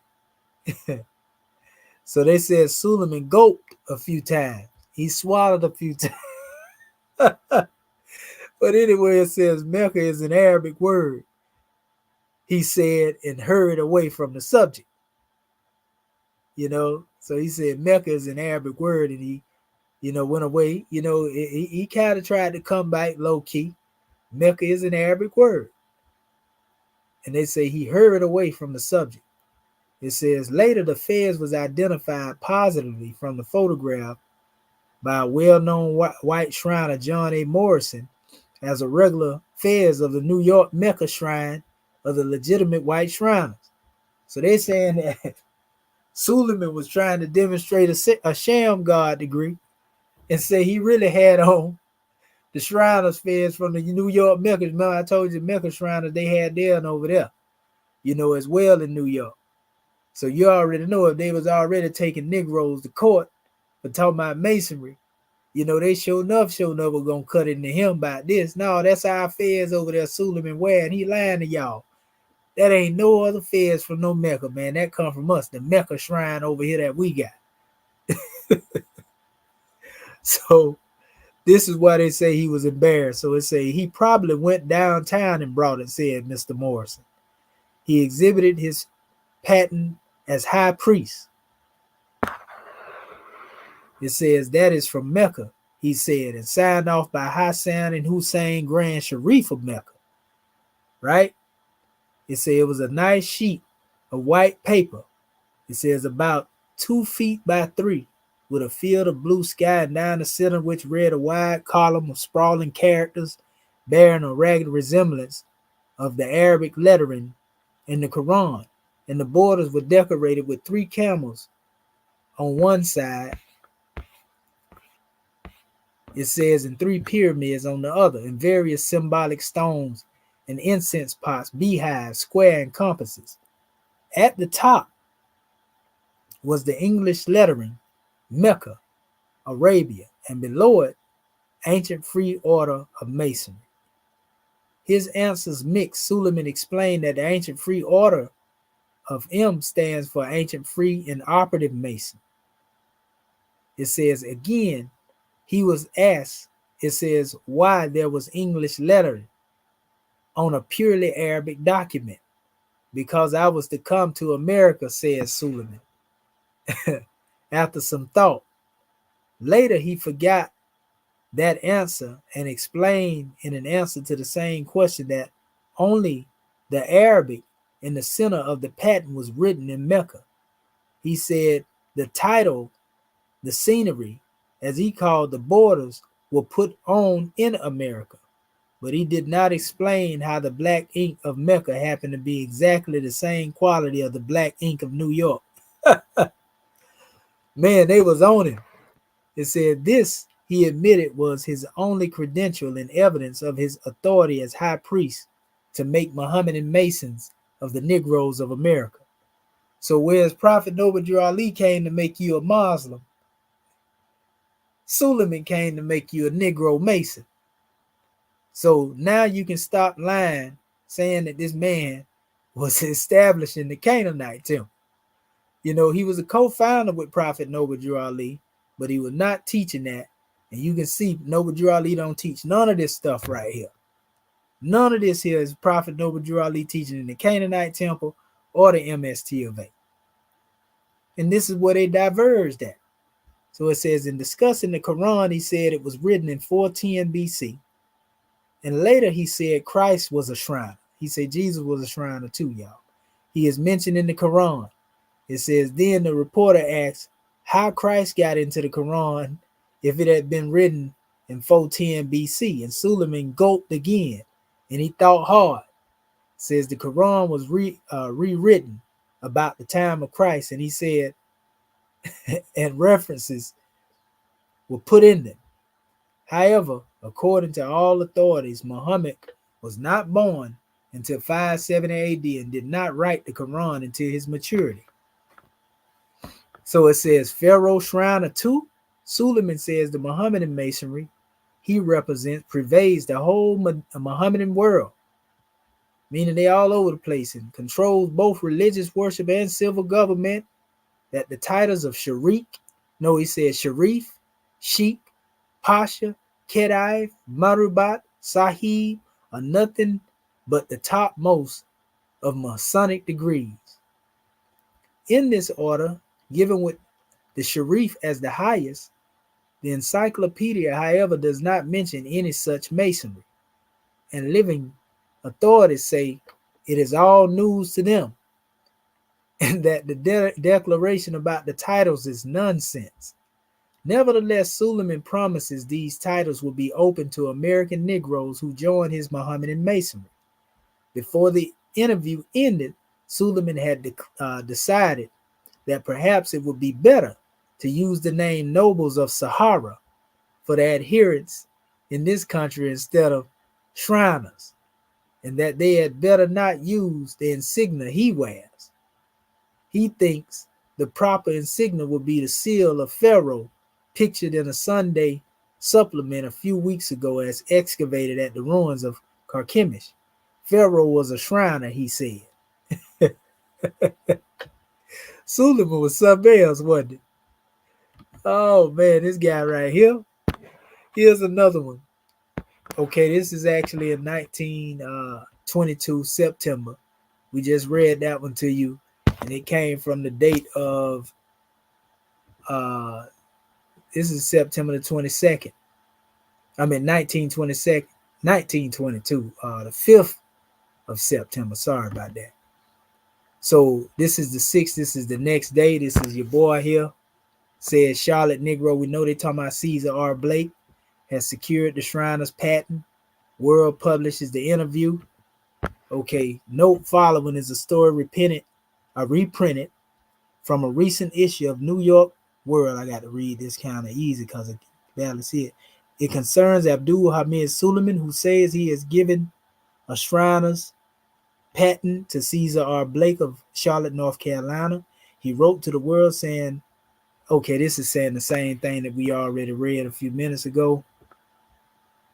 I'm here to answer all the questions. Okay. Accordingly, a reporter of the World made pilgrimage to Suleman's address. Okay, we read that part up right there already. Suleman arranging to receive hundreds of thousands of American Negroes who call themselves Freemasons and Mystic Shriner. We read that already. This is really reiterating a lot of the information that we already read over. I think this is the whole high priest embarrassed. Basically the same thing that we just read, so we ain't got to go there. Here is another one from 1923. Prophet Noble Drew Ali had already pretty much, began to make his exodus to Chicago around this time here. Remember, the other group, who considered themselves Canaanite Temple, still they end up trying to take the patent on their own after the prophet left. So don't confuse the 1913 Canaanite Temple with the one that they established in the document I read earlier. So anyway, it said Mohammedanism spread among the Negroes in U.S. It says New York, July the 14th, Dr. Abdul Hamid Suleman, native of Arabia, said to have been the high priest at Mecca for several years, has inaugurated a movement for spreading Mohammedanism among the Negroes of the United States. We know this is not Islam, this is Masonry. So Muslim groups have been started, one of them at Newark, New Jersey, the Canaanite Temple, which was started by the prophet, but ended up in the hands of Reverend Dixon and them other brothers in that other document, where the temple has been established. The Mohammedans in New York hope to construct a mosque there. Dr. Suleman, who lives at 143rd West 30th Street, says he was bringing into closer religious harmony the Negro and Turkish and the Syrian Muslims. Suleman ended up actually getting into some bad trouble too. It said that he, aggressed a young girl, and took advantage of her and got locked up behind it too. Prophet wasn't nowhere around when he had that going on. But it says July the 23rd right here. This is 1923, July the 22nd. This is another one. Anaconda Standard, Anaconda, Montana newspaper. And it says here Sunday morning, July 22nd, 1923. They that sat in darkness. It says, speaking of carrying war into Africa, the Mohammedans have decided to carry religion into America.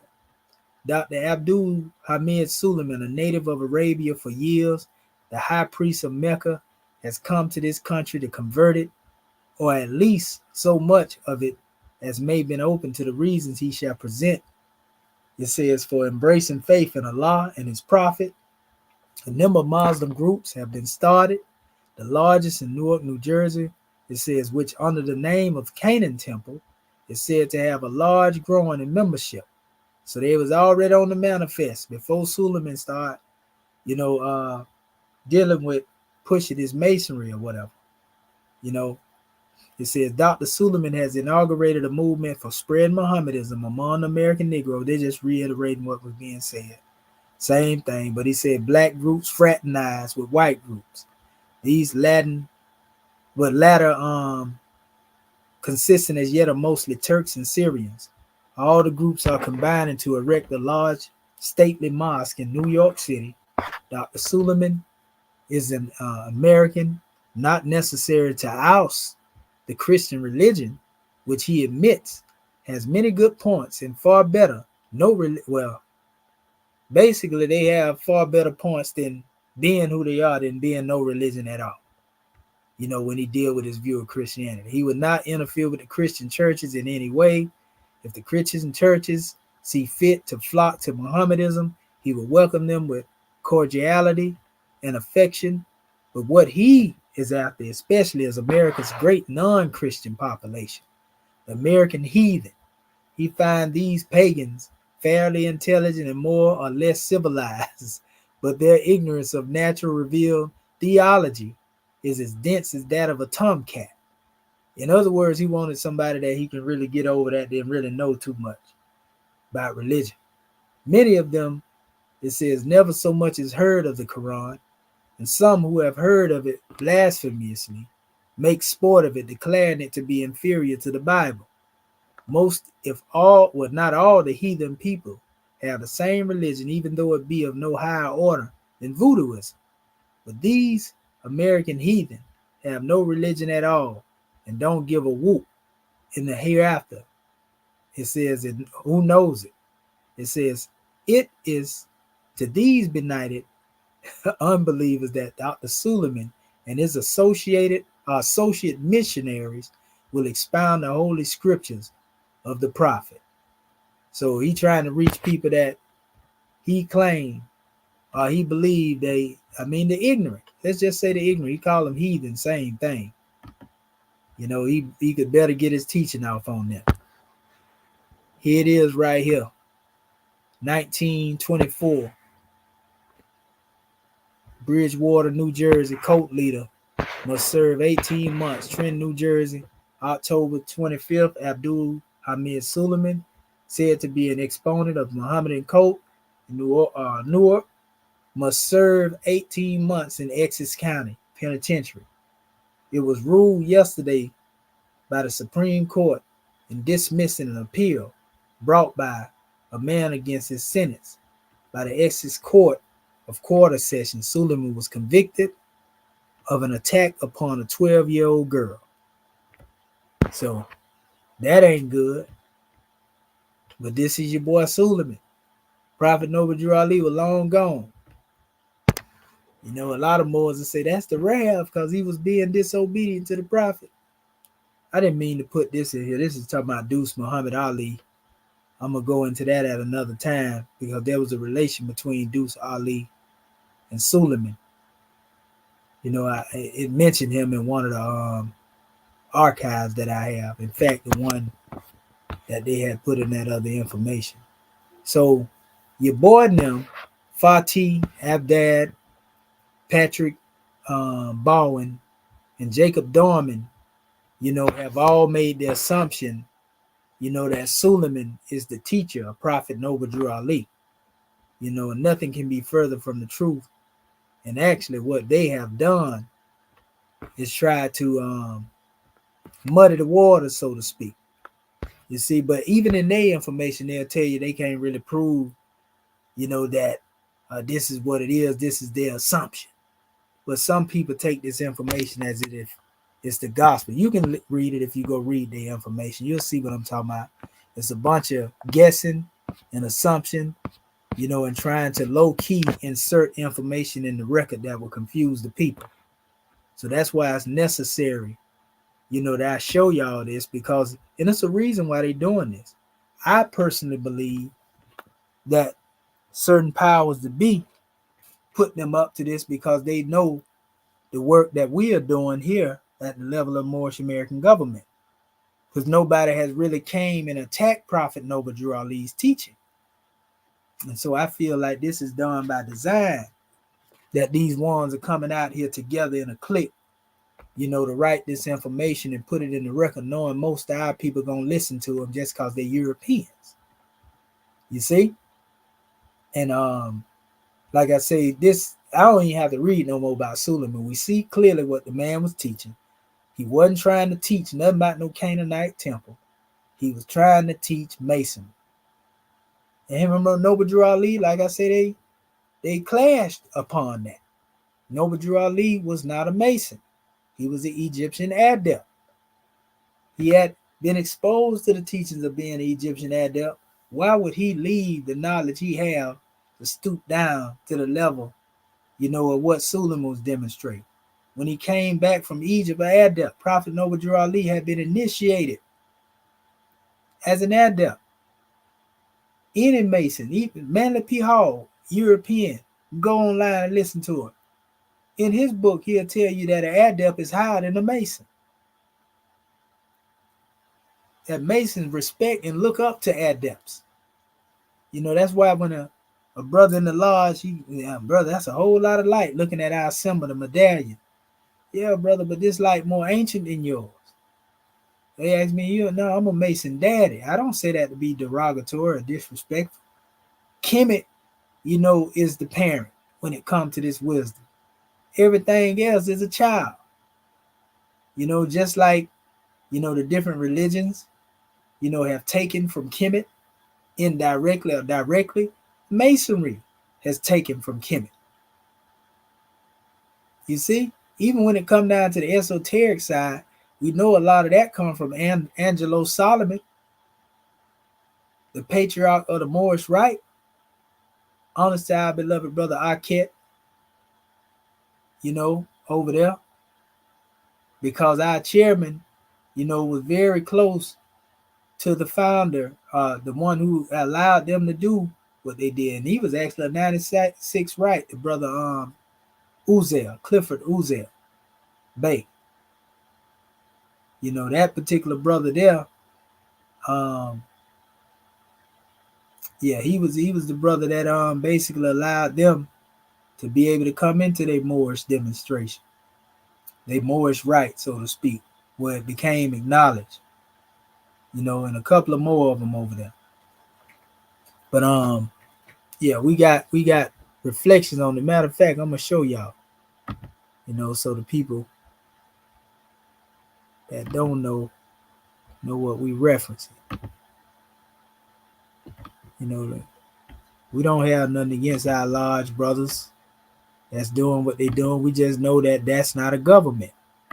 That's what we always keep telling out. We tell them the same thing we telling the NOI family, with all due respect, or the Moorish Science Temple, or the 5%ers, are, the Panthers, are whoever. These are organizations. They are not governments. That's not an attack upon them by saying that. That's just telling the truth. And all of them would agree that they are not governments. We the Moorish American government. That's what we established. Most of those who are in the groups are not trying to change their status. They have their organizations up under the United States government. We trying to get our people to come together under one government, their own government. That's the difference between the message that we push and the message that most of our people pushing. How can you be Pan-African and you don't want to build your own government? You don't want to build your own nation. That's hard. Because the adversary ain't gonna never let you do it. You see what I'm saying? Here it is right here.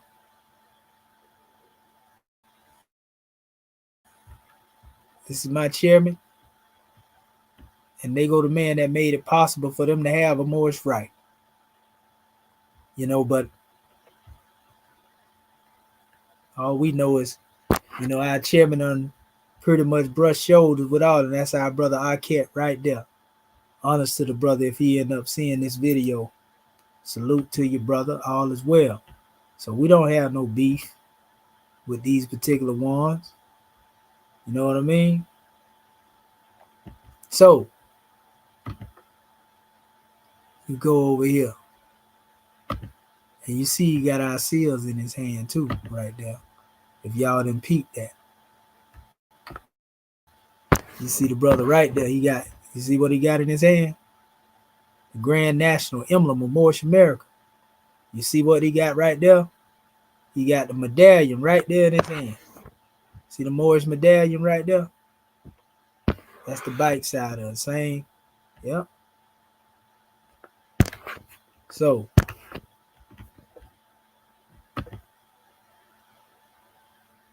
pay attention. Signs and symbols for conscious mind and men and women to understand. So this is where we close everything out at. As we showed you, now you should be able to see the difference between Suleman and Prophet Noble Drew Ali. Egyptian Adept versus a self-proclaimed Egyptian shrine. You see? There's a difference between the two. Difference between the Egyptian Mason and Egyptian Adept. Right? Okay. Let me go to the next. To give you some insight. Let me make sure I got that other. Okay. On Adepts. This is an excerpt. You can find this information out there if you dig for it. The Eastern Adepts and Hierophants, through their long practice of thought and attention, an art of contemplation and ancestral practice for centuries, as well as the invocation of the spirits of the astral plane, have developed an intellectual insight, subtlety of thought, power of metaphysical analysis and philosophical reasoning, which dwarfs into insignificance the best product of our Western schools. As Europeans admitting that the adepts are far more superior and the Hierophants are far more superior than what they demonstrate in their little Masonic degrees and so forth and so on. They're different, bodies of wisdom. Here's a message dealing with the law for an adept. It says, to one then who would become an adept and enter in earnest upon the process of induction into the highest states and planes of consciousness. These are your degrees. It represents different degrees of unfoldment in your consciousness. That's why we tell your adept chambers above your neck. It says the importance of recognizing and observing the law and adopting the habits which belong to the higher life he is seeking will be apparent. That law is temperance in eating and drinking, moderation in all functions and relations of sex, avoiding in both these indulgences which perverted activities and abnormal desires demand. So you got to be able to discipline all of you. That's why we say we use our compass, to draw a circle around our passions and desires and keep them within the bounds of righteousness. And we use the square so that we can keep our conduct square. You see, that's why we use our compass and square, according to our Moorish Holy Quran. But anyway, because we build a temple of perfected man. I wanted to go back over this because I touched on this before to show our people that these are a group of students from the United States, from America, that actually had went over there. They just showing you that they was going over there during that time. Prophet Noble Drew Ali said to go into Kemet 1902. This is 1907. A group of students, and Asuit is another area in Cairo. And look at all these melanated individuals here.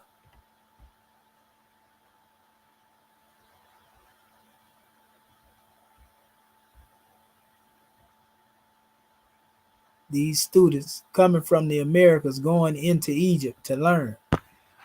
So they were indeed teaching the people. This is at Asuit College. All you got to do is look it up. Cairo, they were teaching students from the Americas, family.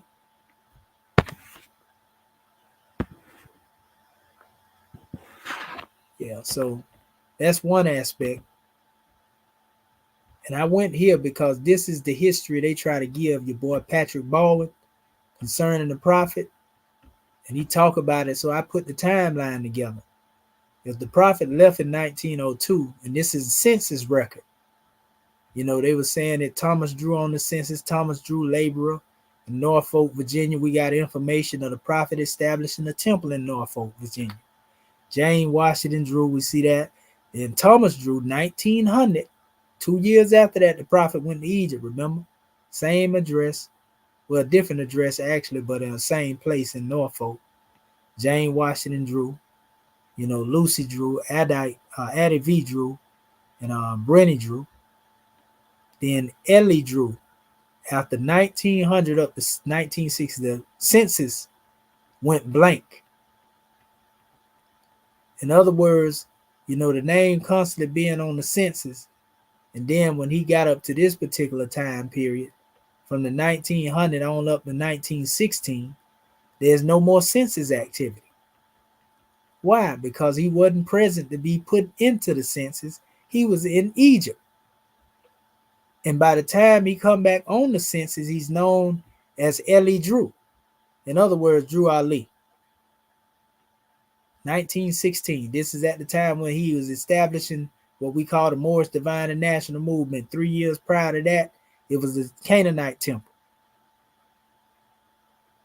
See? First time Moorish was used is Moorish Divine and National Movement. You see? So this was in Richmond, Virginia. He was there, had a measure here. Then it goes into Thomas Drew here, 1970. And it shows up again, him being a laborer. He was working as a porter. We got that history. There's a lot of history behind the porter or the Pullman porters. A lot of leadership, worked in that particular area for some reason. They had a Netflix show about the porters. I always said that this definitely, looked like the prophet. But this is a group of porters right here together during that time period. Looked like a younger version of it. But anyway, this was a picture I was given, by a brother. He said his grandmother had gave it to him and told him to give it to me. And she said, this is the prophet in Egypt. I showed this to y'all before already. A lot of this y'all already seen, but it makes sense when you put everything together in the light of what we're talking about. So this is an old lesson, just information informing a flyer, so to speak, that tells you who the prophet was. When he came back, he was called Dr. Drew, the great divine healer, just like we had Dr. Sebi. And if you look, Prophet Noble Drew Ali said he possessed the power to heal all kinds of aches, pains, fevers, as consumption, dyspepsia, convulsions. I guess those would be seizures, lumbago, heart disease, indigestion, look like neuralgia, paralysis, piles, female diseases, rheumatism, nervousness, bronchitis, asthma, fits, constipation, deafness, blindness, etc. This is what the prophet was talking about way before these people now. And we still got his ORTs and compound. I got some of them right over there next to me. And I'm telling you, they work. Said these strange secrets are from that great country of India. A demonstration will convince you of his mysterious power. Call at his office today and you should be healed. Men, women, and children of any disease, natural and unnatural. He can drive away all evil influences and give business advice and clairvoyant second sight reading. You may call and see him at once, and he will relieve you of your troubles. So these were the earlier works of the prophet. He was 27 years old, 26, 27 years old by this time, demonstrating. Prophet Noble Drew Ali history is well documented. Newark, New Jersey school, So we had that. I was showing our family, I went into Cairo around that time period, and we found among what they call a group of dragomen. Dragomen are actually tour guides. They're touring people around. But yes, sir, that definitely, that resemblance right there, uncanny with the prophet, as a young man. But when we go further, I did a lot of comparison on a lot of these things right here. So you can see that these were tour guides guiding these brothers around at this time in Egypt, Cairo. That's another picture of the prophet during his prime, his youth anyway. Egyptian Adept. And so right here I put this together. I'm always building.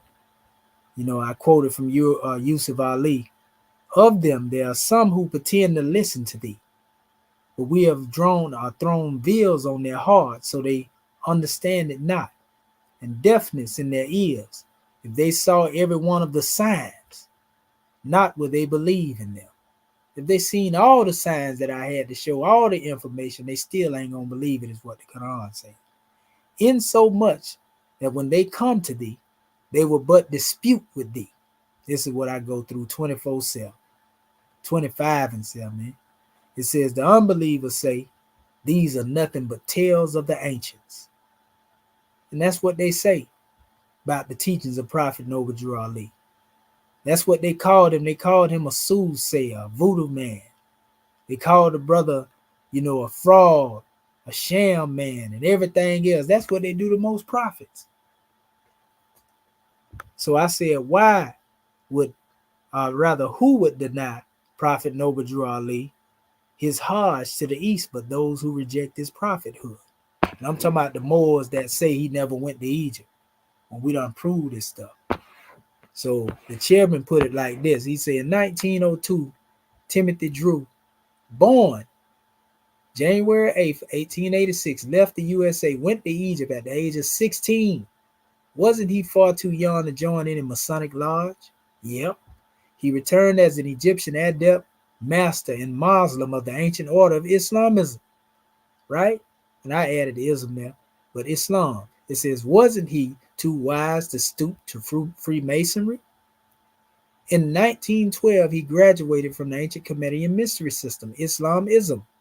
He was given the high name of Sharif Abdul Ali, with the most benevolent degree of the greatest school on earth could bestow upon any man, as a prophet, angel, and Muslim, the name of faithful, and went into the holy city of Mecca, there being accepted by the Sultan Saud, direct descendant of Hagar. Ali made his Hajj with their protections and blessings.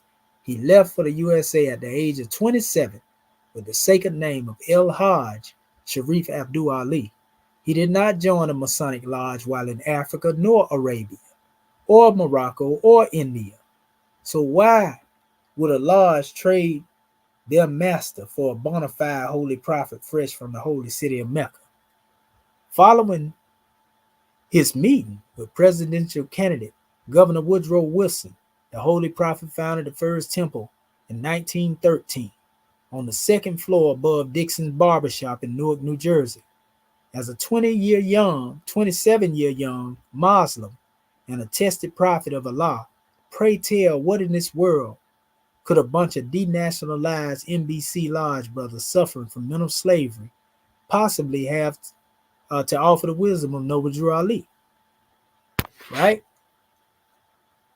So yeah, prophet, Egyptian adept master. I'm actually done pretty much with this. I'm just going through the pictures now. Here's the group over there in that same time period what I was showing y'all earlier. And you can see, as I begin to look, I say, man, this brother here look just like the prophet. It kind of get blurred the closer you pull it further off, you can see it.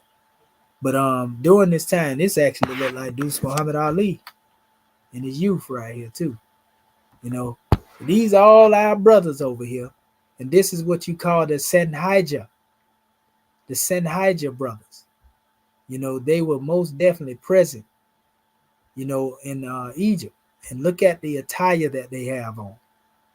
This attire that they have on give everything away, because that's just how the Prince of Peace, dress. And most Moors, they wear those chic vests, so to speak. See, all of them dressed up in their fezzes, sitting in a pyramid. Yeah, all of those are nothing more than a group of adepts, fam. Make no mistake about it. I actually had the other one here where I cropped the picture and put it next to the prophet's picture around that sign.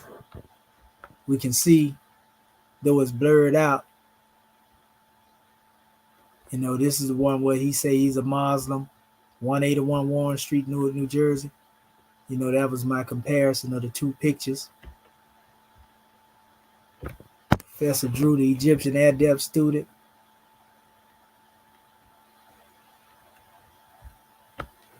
So, I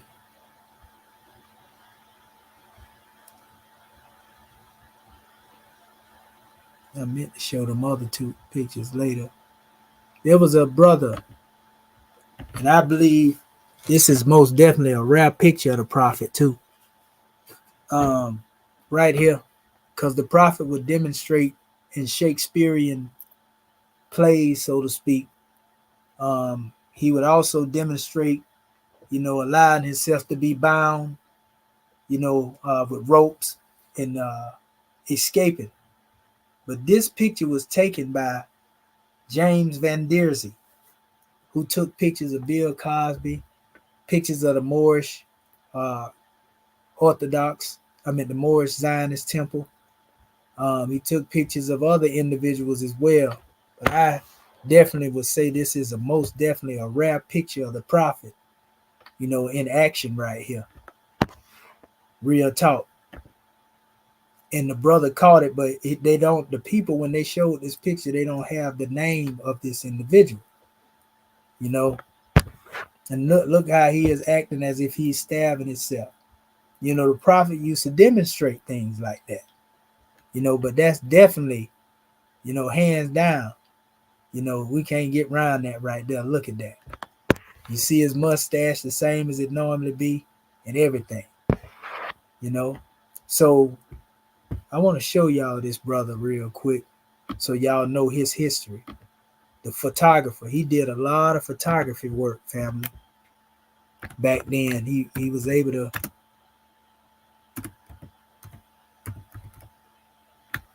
Let's see, I think it's okay, not bad.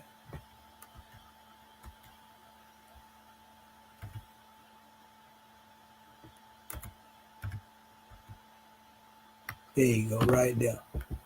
This brother here, a lot of people don't know. This is all his work right here, family. He was the one who took the picture of the Moorish Zionist Temple. See, here's another picture of another brother binding himself, in chains right here. See that? Escape artist. See, 1924. So this brother was catching a lot of things, family. Like I said, he took pictures of Bill Cosby in his youth. That's the elder right there in old age.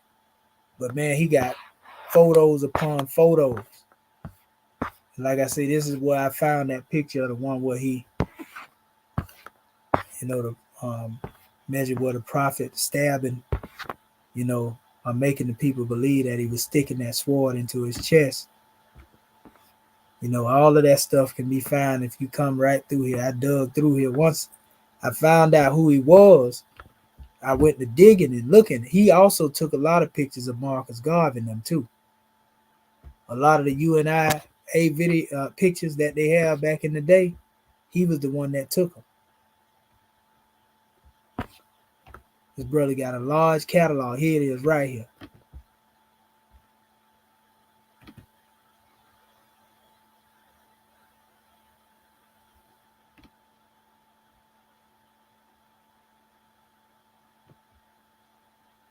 So you say unidentified group.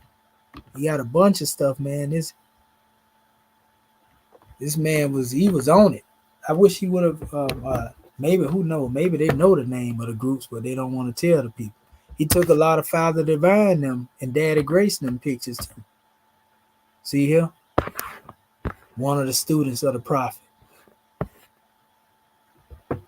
That's Daddy Grace right there.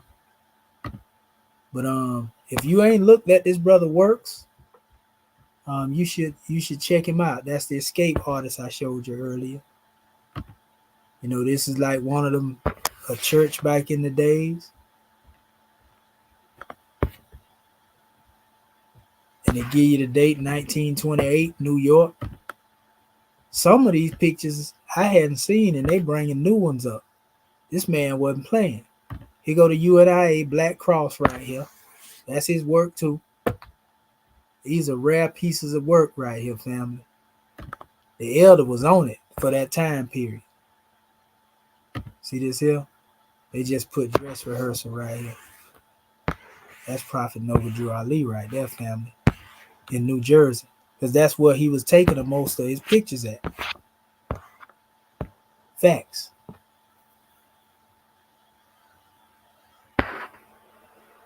Look at that right there. West 119th Street. All that. Shakespearean demonstration.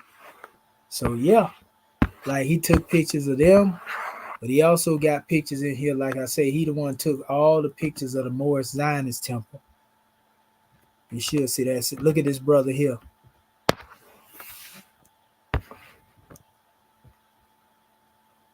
He was Moorish to the core right there. That brother there, he clean, boy. Yeah, see, that's the other picture of the Mecca Medina right there. You know, that I showed y'all earlier. I got that from James Benzir. That's where I got it from. He had another brother in here too, in a Moorish garb. That brother was so clean. Trying to find the they go to UNIA again. Brother that was part of UNIA. Dressed down in that Garveyite uniform.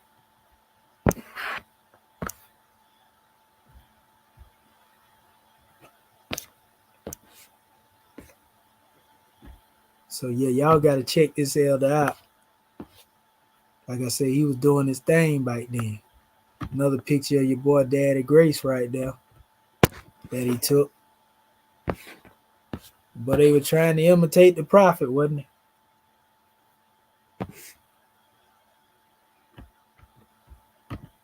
He got some more shots of Marcus Garvey that I got because I used some of them. This man catalog is crazy, y'all, with all these old pieces.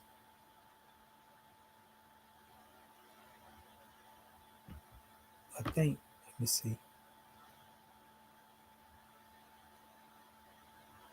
Oh, that's some group of Masons he caught on pictures right there.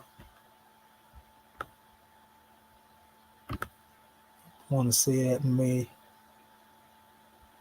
I think that's the one of the UNIA pictures right there. Right here. Man, how people were moving in a little unity back then, wasn't it? Yeah, so yeah, he got it all here. Let me see. I'm going to pull this up, see if he pull it out. Because he got a lot of the stuff.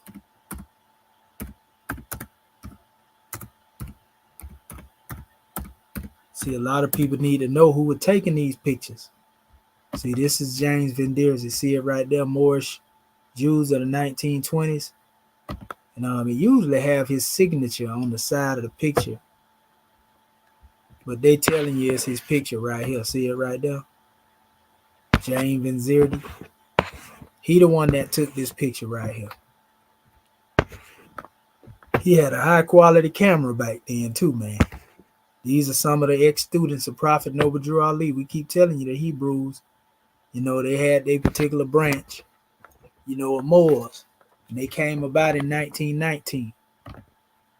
He took more than that, though. This is one right here he took for the UNIA, Marcus Garvey. That looked like your boy Rabbi Ford right there. Yeah, that is him. Yep, that's Rabbi Ford. Same one right there, Josiah.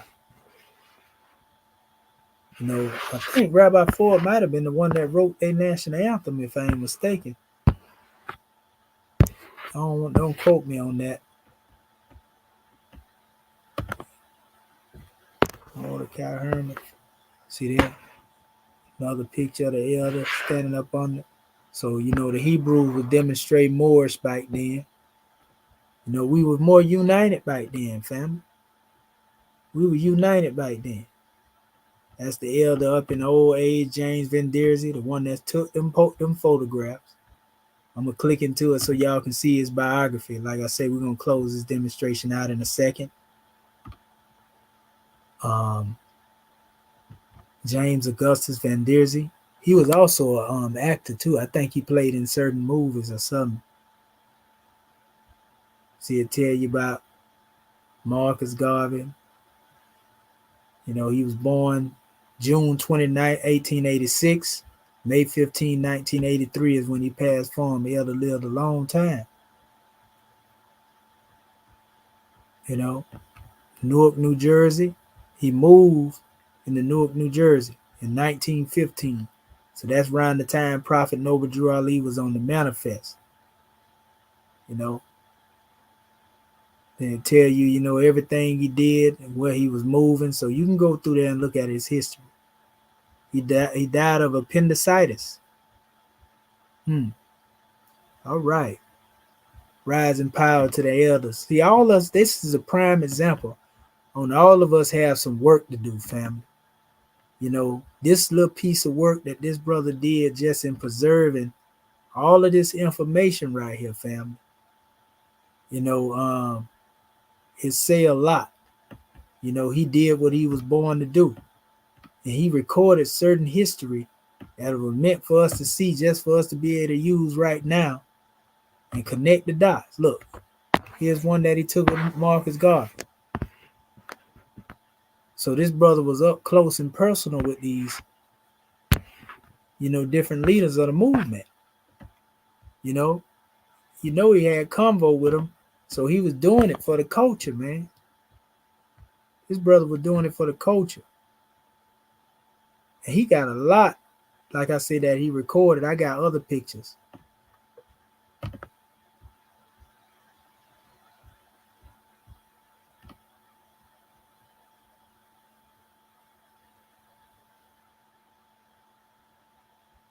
He even got a picture of your boy, Arthur Schomburg, of the Schomburg Library. He was Mason, too.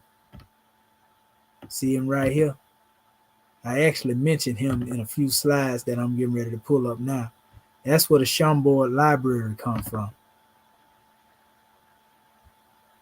It's another group of Masons right there. So this brother, he was definitely about keeping the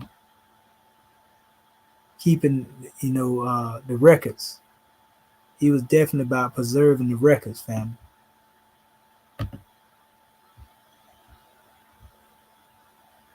Another group, like some more Masons. And it might have been your boy and them people, Father Divine and Daddy Grace in them little group, because they used to wear attire like that too. But yeah. So this brother, like I say, he was keeping the archives back then, and he got way more than this, family. I'm telling you, I done looked at a lot of it. I seen it.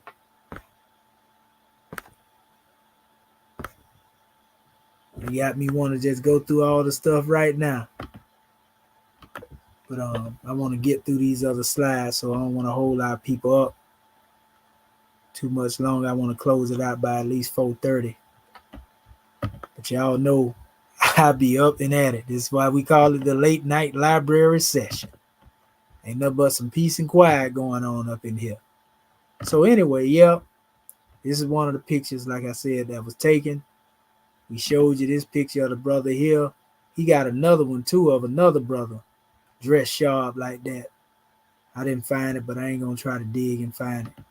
So all that being said, you know, what we have again deals with the Egyptian Adept. And it come from Kemet. All this belonged to our ancestors. You know, none of this belong to no European. The fez don't belong to them. The scimitar don't belong to them. You know, the badet, you know, the disc, you know, of what we call the sun disc with wing, the wing disc, it don't belong to them.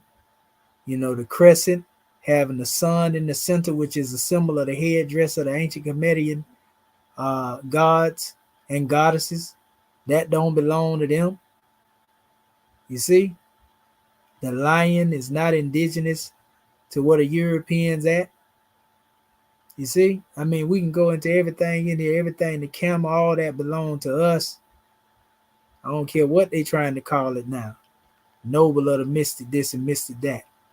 You know, when we go back to the ancestors, you know, like we say, we use the term, the Moorish Holy Quran say ancient Egyptian Moorish rite of mystic crypts of Mizraim. Not the 96 rite of Mizraim. Swift angel. You rather be one than see one. This is the Swift Angel seal. We did this to take our people out from thinking that they got to be a part of Masonry or Shrinism in order to come into their rights of self-initiation. We already got what we demonstrate. It ain't got nothing to do with what they doing. It got to do with what we doing. You know, simply coming from a state of chemistry into the ministry, into the mystery. Huh? Learning everything it is about the body. Once you're able to transcend it, you know, you have come out of the black fez degrees. Once you come to that special state and you cross over, you know, now you can go into the ministry. Your ministry is a ministry of love until you hump the ground or drop this flesh that we call the body. And then you deal with the concept of preparing yourself, you know, with the mystery of the deific will. Only the great God can give you this white fez. So, you know, the first of the black fez degree, an architect, you know, apprentice of the Egyptian Adept rites. Second degree, red fez degrees, initiated into the Egyptian Adept rites. And then the third, white fez degrees, represent the master of the Egyptian Adept rite. You see?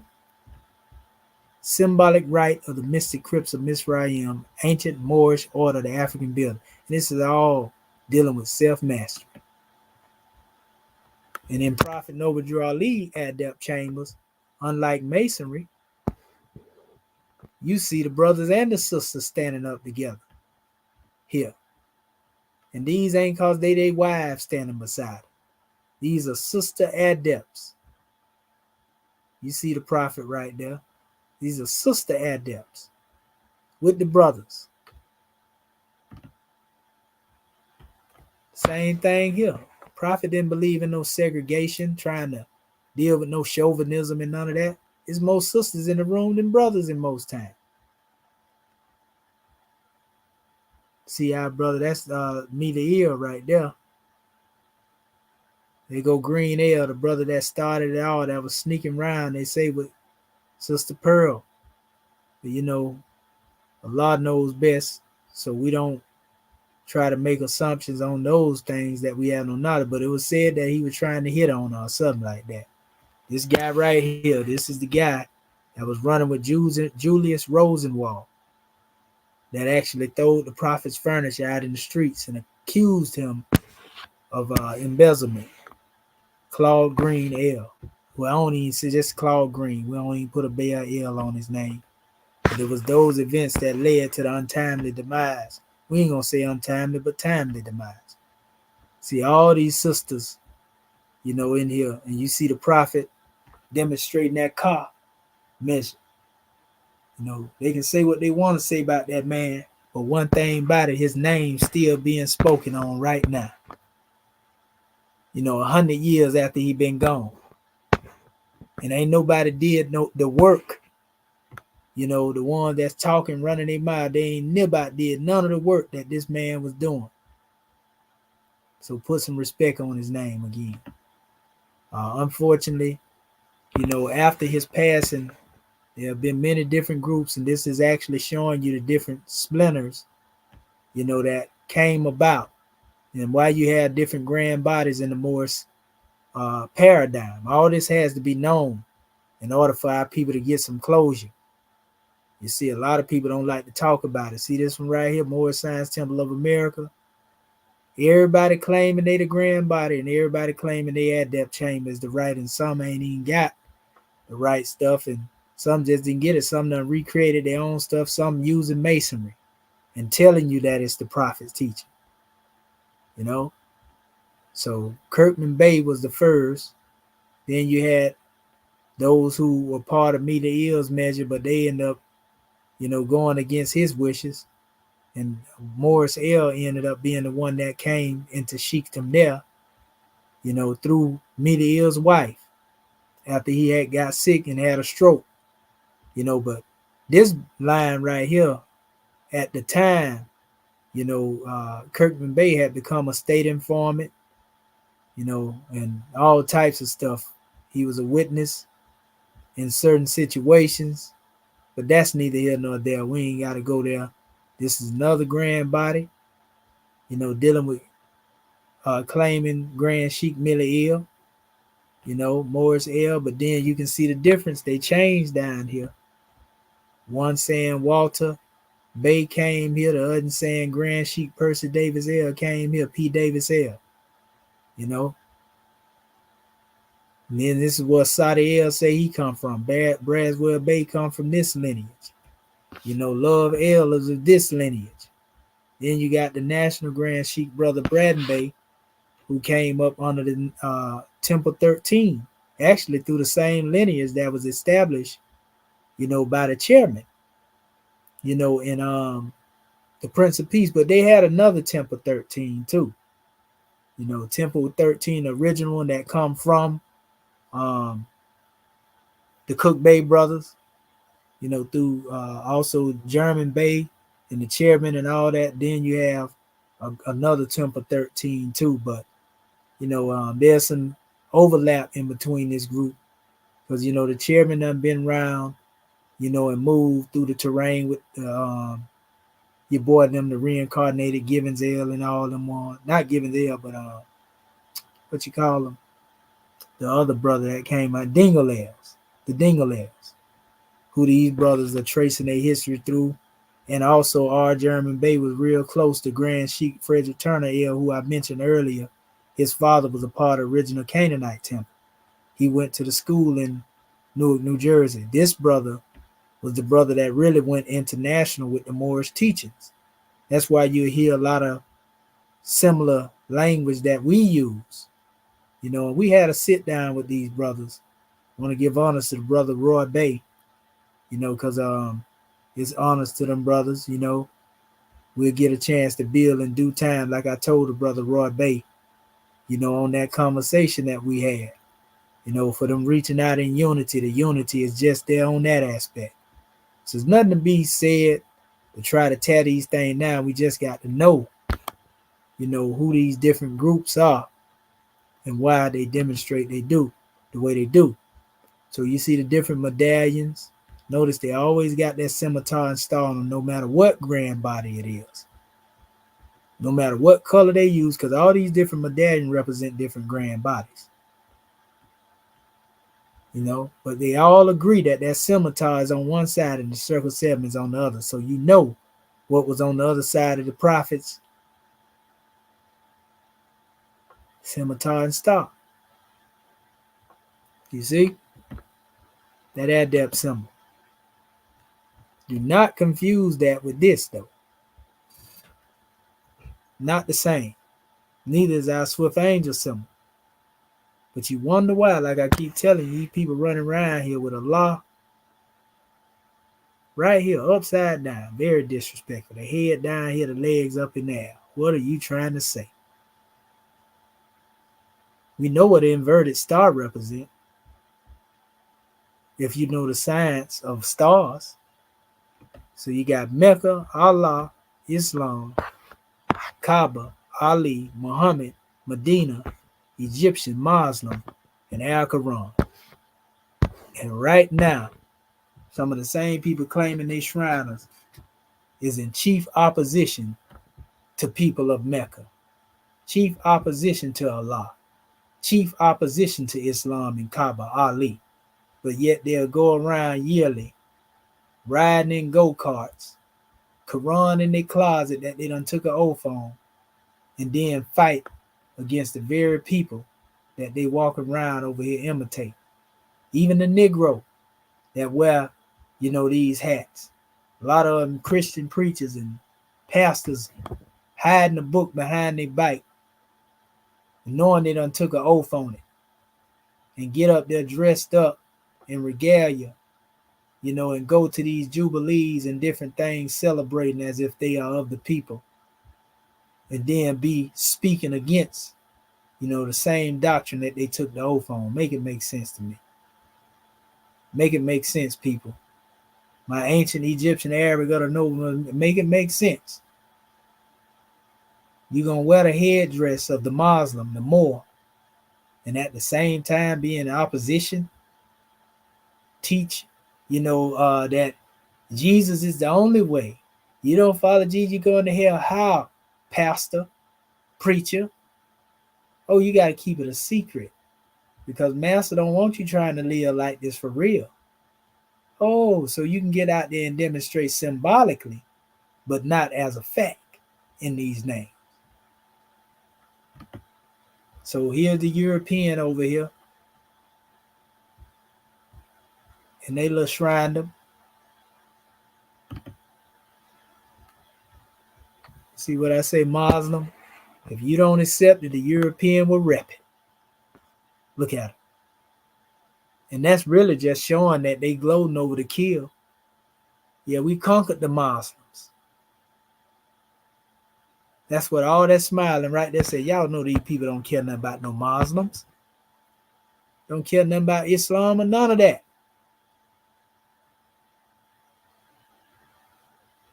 No different than them killing a big buck and putting it on the wall. Trophy. This is the most recent group that has been established. And guess where they were established at? The same state in which Prophet Noble Drew Ali was born.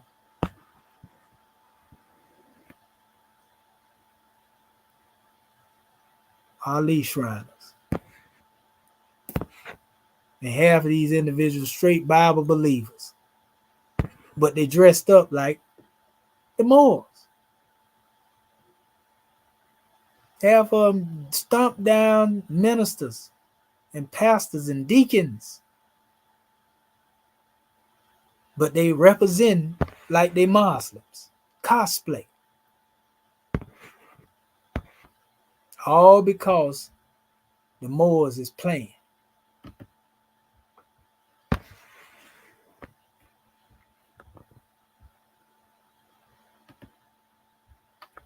That's what it looked like when a real Muslim demonstrate. We ain't got no marks on our fez. This is a bay from Tunis in Africa. We've been rocking like this before there was a so-called Noble of the Mystic Shrine. There's another one. This is coming from Spain. We've been rocking like this before they came up with Shrinism. Huh? We've been doing this. We ain't copycat nobody. We didn't get nothing from nobody. Whether you look at it from the most ancient or the most modern expression. Now we do got Kirkman Bay over here with a fez on his head when the prophet told him not to mark it. See the crescent and the star and the scimitar on it? This is a straight shrine of fez. And he's sitting at the head of a group of Moors with a fez on talking about Allah. So we already know what he was trying to say. But he was a shrine anyway, so we already know what it is. See him right here again? See him with that Allah fez on right there? ALLAH. Knowing good and well, the prophet said, don't mark your fez. These the one that went behind him, though. And then he ended up turning state informant. This sister right here used to be with the prophet on all his pictures. But you can actually see she ain't really happy to be here. They was doing that only to hold on because most of them had went that way. To hold on to the prophet and keep the doors open. This is all of those who are behind this guy. Everybody went with Kirkman Bey and overthrew the supreme grand sheik that the prophet had appointed. Disobeyed the prophet. And he got a Shriner's fez on at the head of them. Make it make sense, Mark. I don't care what nobody say. That right there showed enough look like Kirkman Bey right there. But anyway, look like he got the Islam fez on right there. But anyway, so yeah, they been out here demonstrating like this here. Look at it. All these years being in the church with them headdresses on, with Qurans in your houses. You do know everybody in there definitely has some Qurans in their houses. Now, don't make no mistake about it. Every last one of these Shriners that you see up here, you can bet they had some Qurans in there. So why did it take so long for our people to get involved with the truth? We've been keeping the secret, hiding the book of Allah behind our bikes. And I'm saying it even though I wasn't born there because I got to add us when I say we.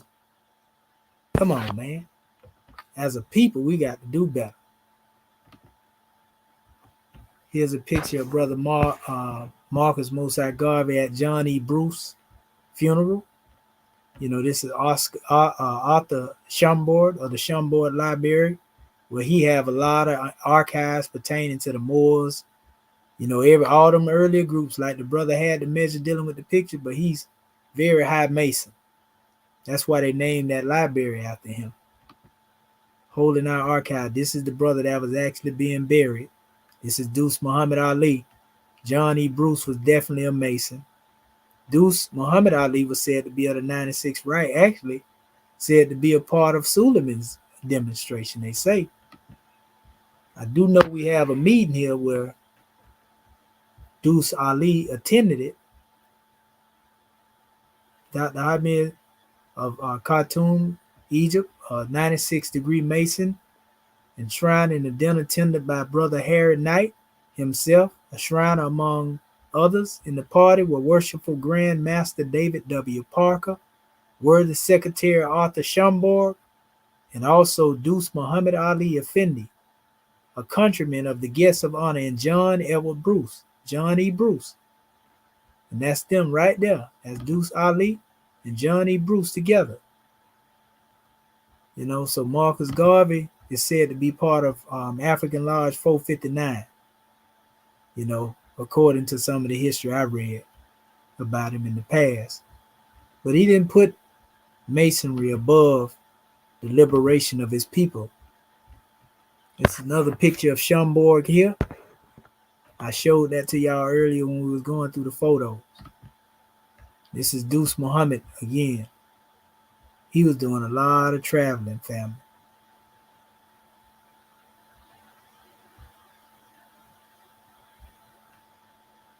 They say he was selling vegetable oils and so forth and so on. So yeah, this is the end pretty much of that portion. And lastly, I did wanted to show our people this. This is when they was actually speaking on Suleman here. But they didn't mention him by name. They just talked about, Caesar R. Blake. So let me let you hear this.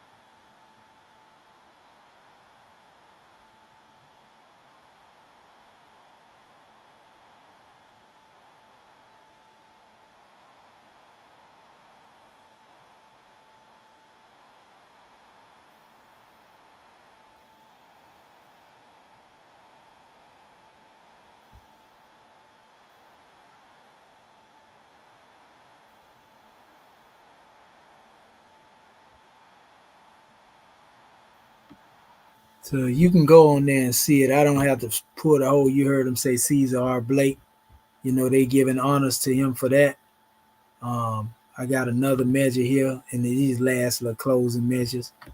This is giving you the history of the European side of their Mason, because they were talking about in that Jubilee celebration, Caesar R. Blake going to war in the courts and all this stuff right here to be recognized as Shriners.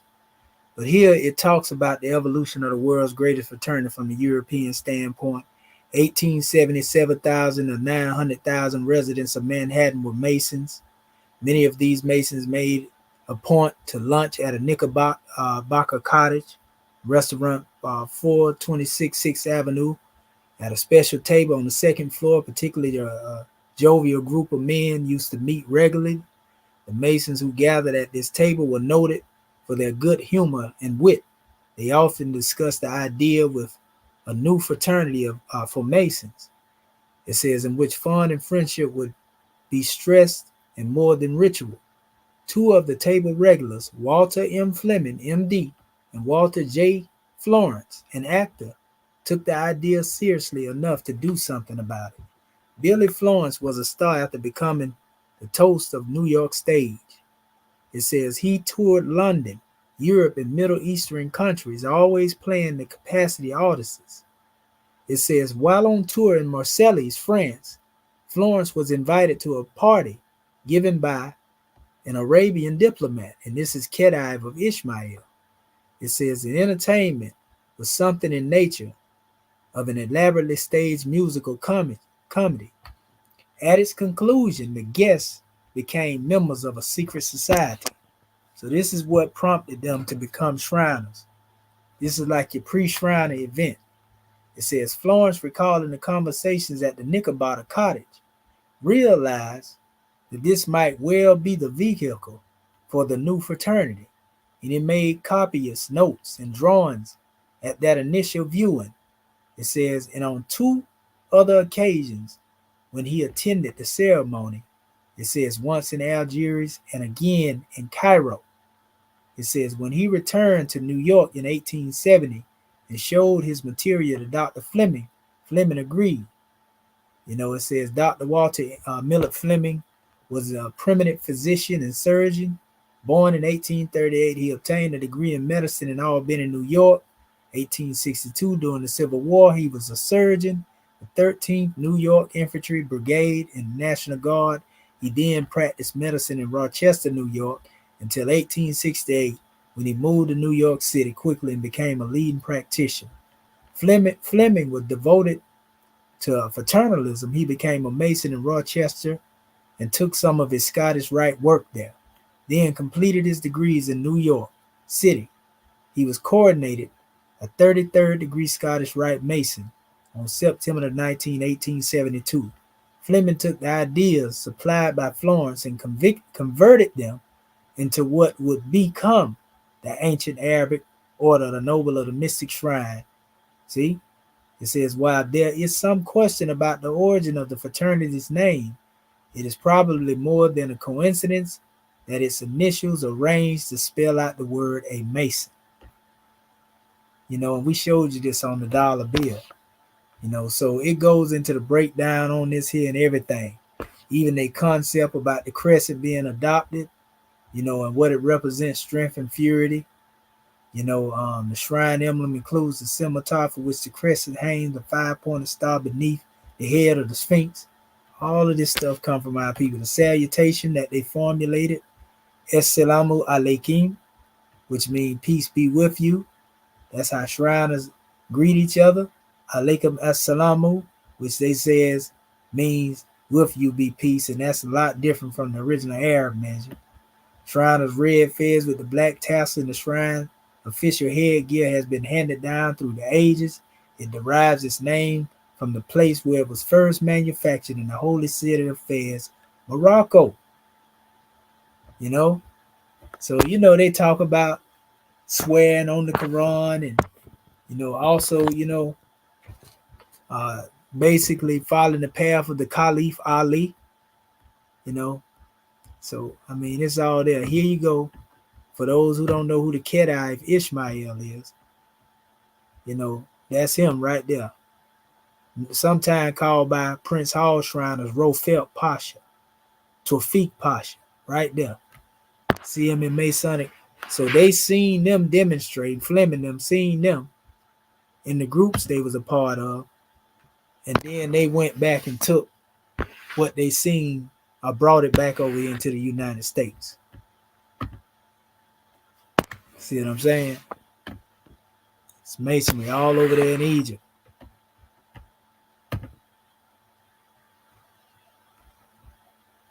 Let me see here. I think this is the one that talk about, Napoleon going over there. They done redirected it. It ain't in there no more. They done took it down. Yeah. This actually tell you how Mason refers. They done made a movie about Napoleon now. It just came. I seen the trailer to it early. Freemasonry first appeared in Egypt in 1798, introduced by French Masons in Napoleon's conquering armies. See, we do not know if Napoleon was a Freemason, but he certainly used the craft to befriend people by first showing every respect for their religion and mixing with them. It says in the International Brotherhood, he wasted no time in flooding the country with circulars about respecting the Muslim religion and founding the ISIS Lodge, into which several eminent people were initiated. The name Isis was adopted after the mysterious rites of the priest of Isis' sister and wife Osiris, a prominent figure in Egyptian mythology. It practiced so-called Memphis rite. It says named after the place where the fraternity of priests met, which is the great school of wisdom and mysteries of the Egyptians. It says there appears to be no historical warrant for this rite, which claimed to continue the hermetic and spiritual teachings of the ancient Egyptians. The rite is known to have practiced some 90 degrees, each with their respective secrets and ceremonies. So this is what they call Egyptian masonry that was established under Napoleon them. So this stuff was over there. See, this is a clear picture. This stuff done been all around. And that's why I keep asking our people, since you done been a part of this stuff, why you ain't built no nation yet? Because you got to be a part and partial of what them people say. And you can't go outside of that right there. These are all Muslims now. These Muslims over here too, demonstrating this stuff. So it's a possibility Suleman could have been from over there demonstrating what he demonstrated, but they were making him look real bad in his questioning. My thing is, he claimed to be a part of the right, the 96 right. But Prophet Noble Drew Ali wasn't a part of his right. And it ain't strange either. I want to show y'all something. Because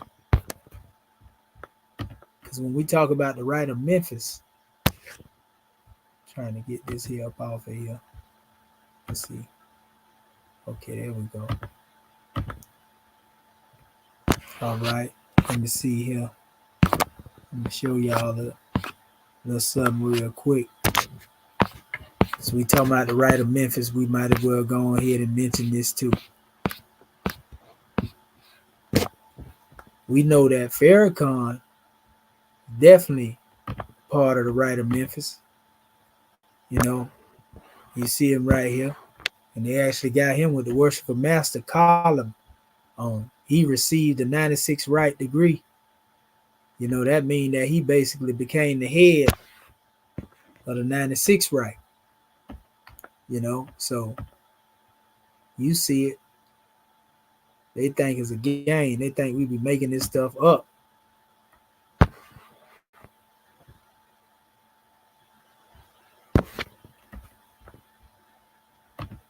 Which means he been demonstrating for a long time. You see him holding up the charter here, his credentials part himself. See the symbols on that? That's the right of Memphis. The same symbols that was shown actually over here, if you paid attention to what you were looking at. Hold up. Yeah, these symbols here, and also right here.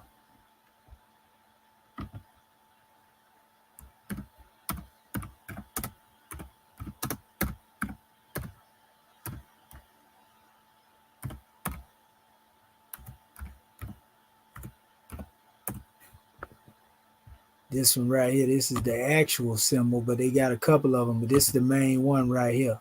The primitive rite of Memphis. That's the one the minister got on.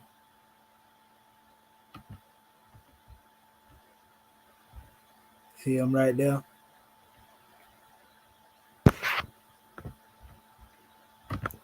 We know the Honorable Elijah Muhammad said he was a Mason. I got the book written by him. Right here, I got that up there. But in here, he said Masonry was basically a waste of time and a waste of money. You know, so to see the minister come through all of that after the Honorable Elijah Muhammad had taught what he taught, even though the Honorable Elijah Muhammad said he would never tell, give the secrets of everything up because he took an oath not to. So we see what it is. We see what it is. I'm just trying to show you the difference between, a Mason and an Adept. This is another one. You can actually see the symbols a little better here that I was showing you a few minutes ago.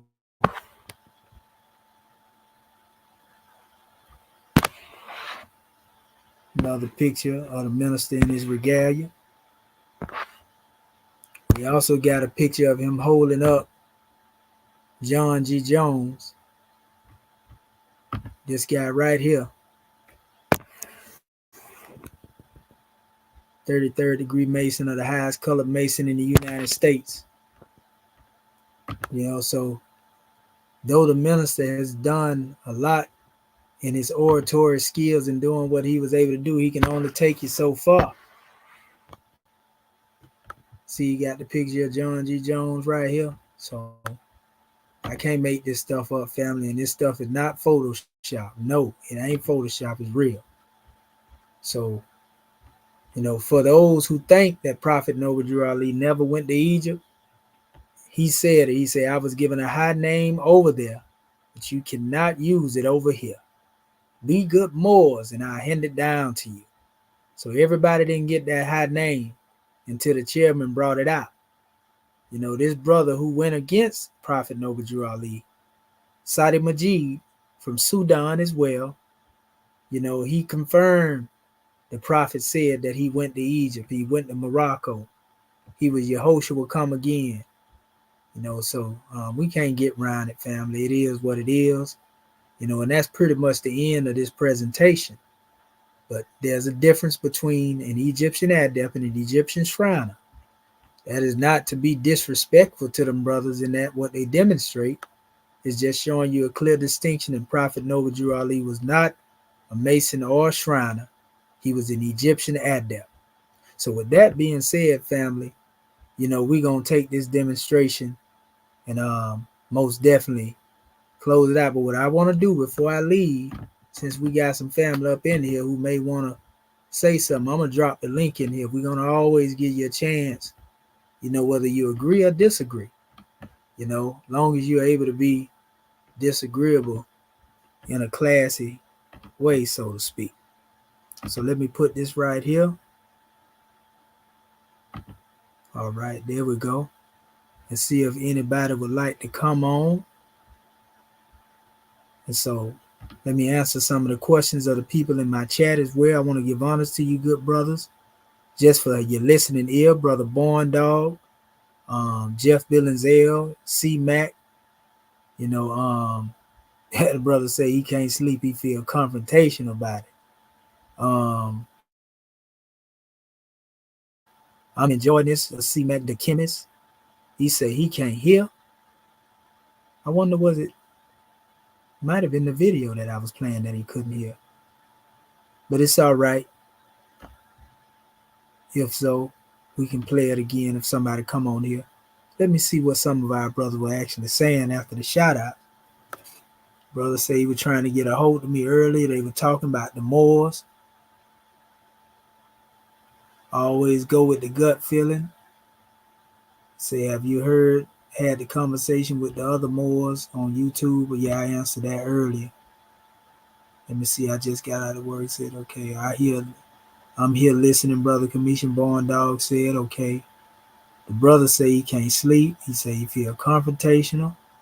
He agree. I just don't agree with a lot of black concepts and philosophies.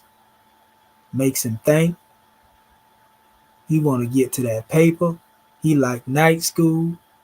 It's a different manifest at night. Yeah, you're right, brother. I'm enjoying this. I appreciate you. This is new to me. Yeah, we got to bring it to him. See, Brother Born Dog, if you still there, see a lot of them brothers that's been coming to me that been confrontational against me, unfortunately, to be honest with you. A lot of them, bro, are Masons and Shriners. They think I don't know, but I know who they are. And so a lot of them feel like some of the information that I'm giving out here, they feel like y'all don't supposed to have this. They think that I'm giving up the secrets. We don't believe in keeping those secrets over here. We keep it sacred, and also Hierophants reveal the light. Like Yehoshua, Jesus said, they say Jesus was a shrine. I don't see how. He say that and what you hear in secret proclaim from housetops. So that right there would mean that Jesus would have to be an oath breaker if he was a shriner. But what we teach the truth openly. Our affairs, the tassel swing freely 360 degrees. We ain't got it tied down, family. We ain't taking just a piece of the pie. We got the whole pie. And we know the real pie deal with a ratio, in the aspects of building as it relates to 5 of the highest principles known to man. So we the original master builders, that everybody had to come to learn from. So if you ain't dealing with your own rights of self-initiation, then who rights you dealing with? Yes, sir. Our brother say define properly taught. How many Moors in 2023 do I believe are still following it properly? That's a good question, brother. A lot of Moors have been misled. A lot of Moors are part of different groups that have been created by agent provocateurs to purposely mislead them. You see? And they're few and thin. And I would say, one thing I say though, Brother Born Dog, that in every grand body is some good Moors. That's one thing that I would say. Regardless of any one of them that I mentioned up there, in every one of them grand bodies, is some good Moors. You see?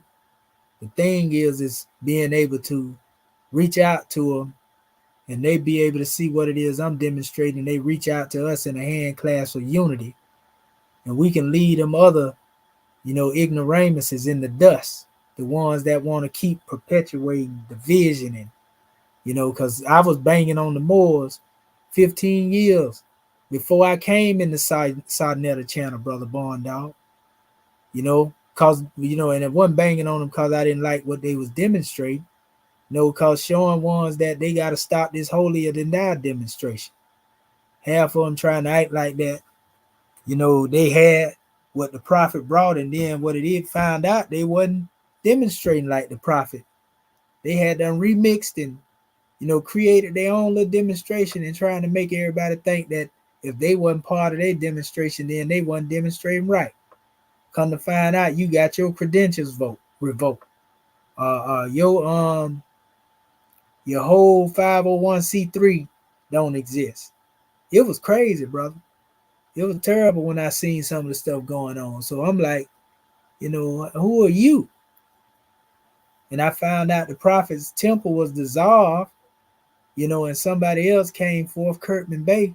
And then you got the people that follow his lineage. There's some good brothers over there and sisters, But when we deal with the foundation on which it was established, those who are following that particular lineage, they're gonna always look at somebody outside of them as not being of their way, if you ain't following their way. And it's the same with each one of these other different groups. Like the Quran say, each party, is rejoicing in that which is of themselves.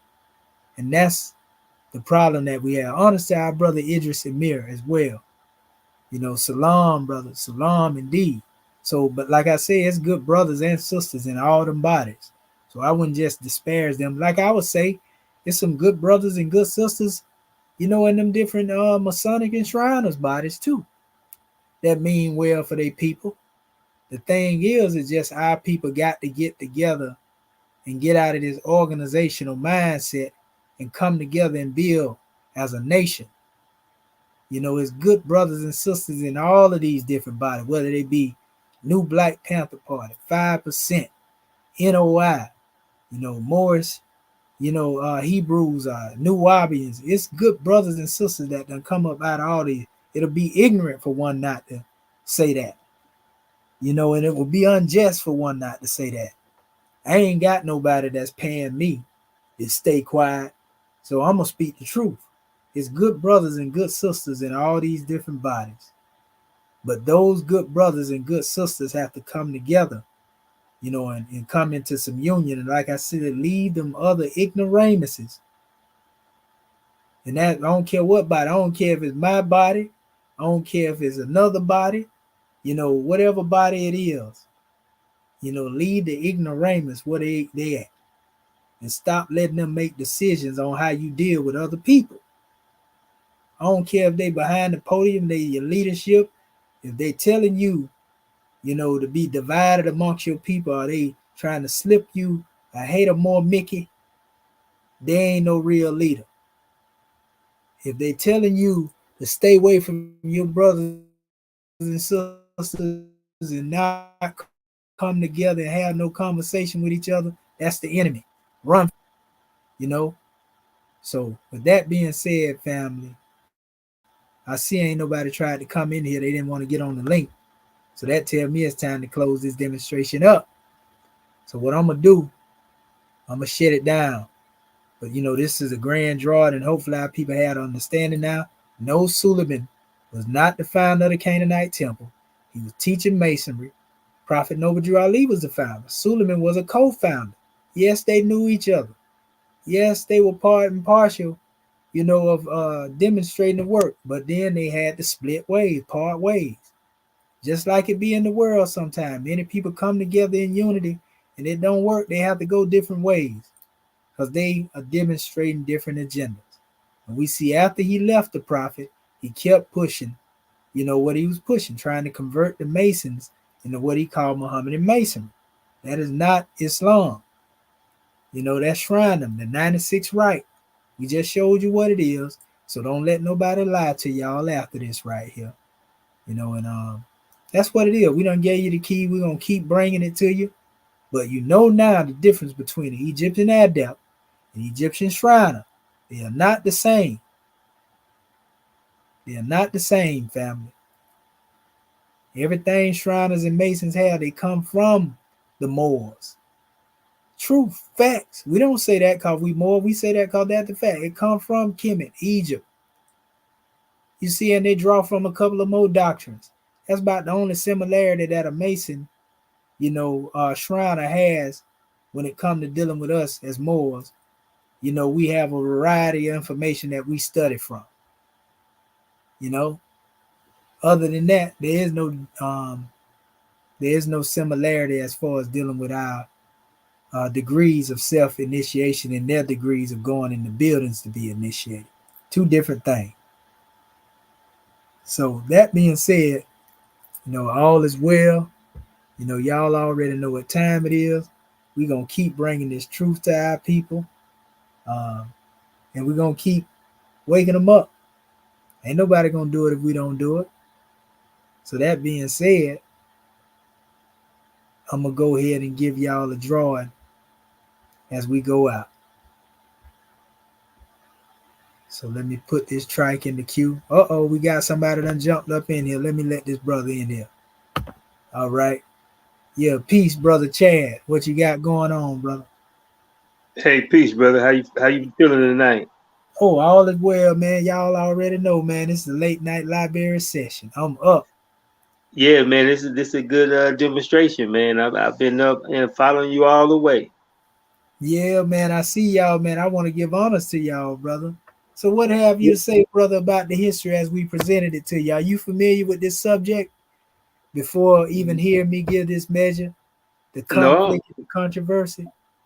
no. I mean, it's been on my spirit. Trying to understand it, but you know what I'm saying. You just really broke it down because it's something that I thought about, but I never studied it the way you just broke it down.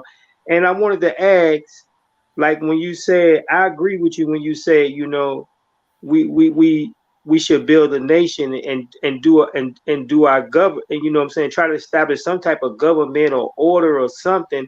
What are some steps that we need to do from a grassroots level?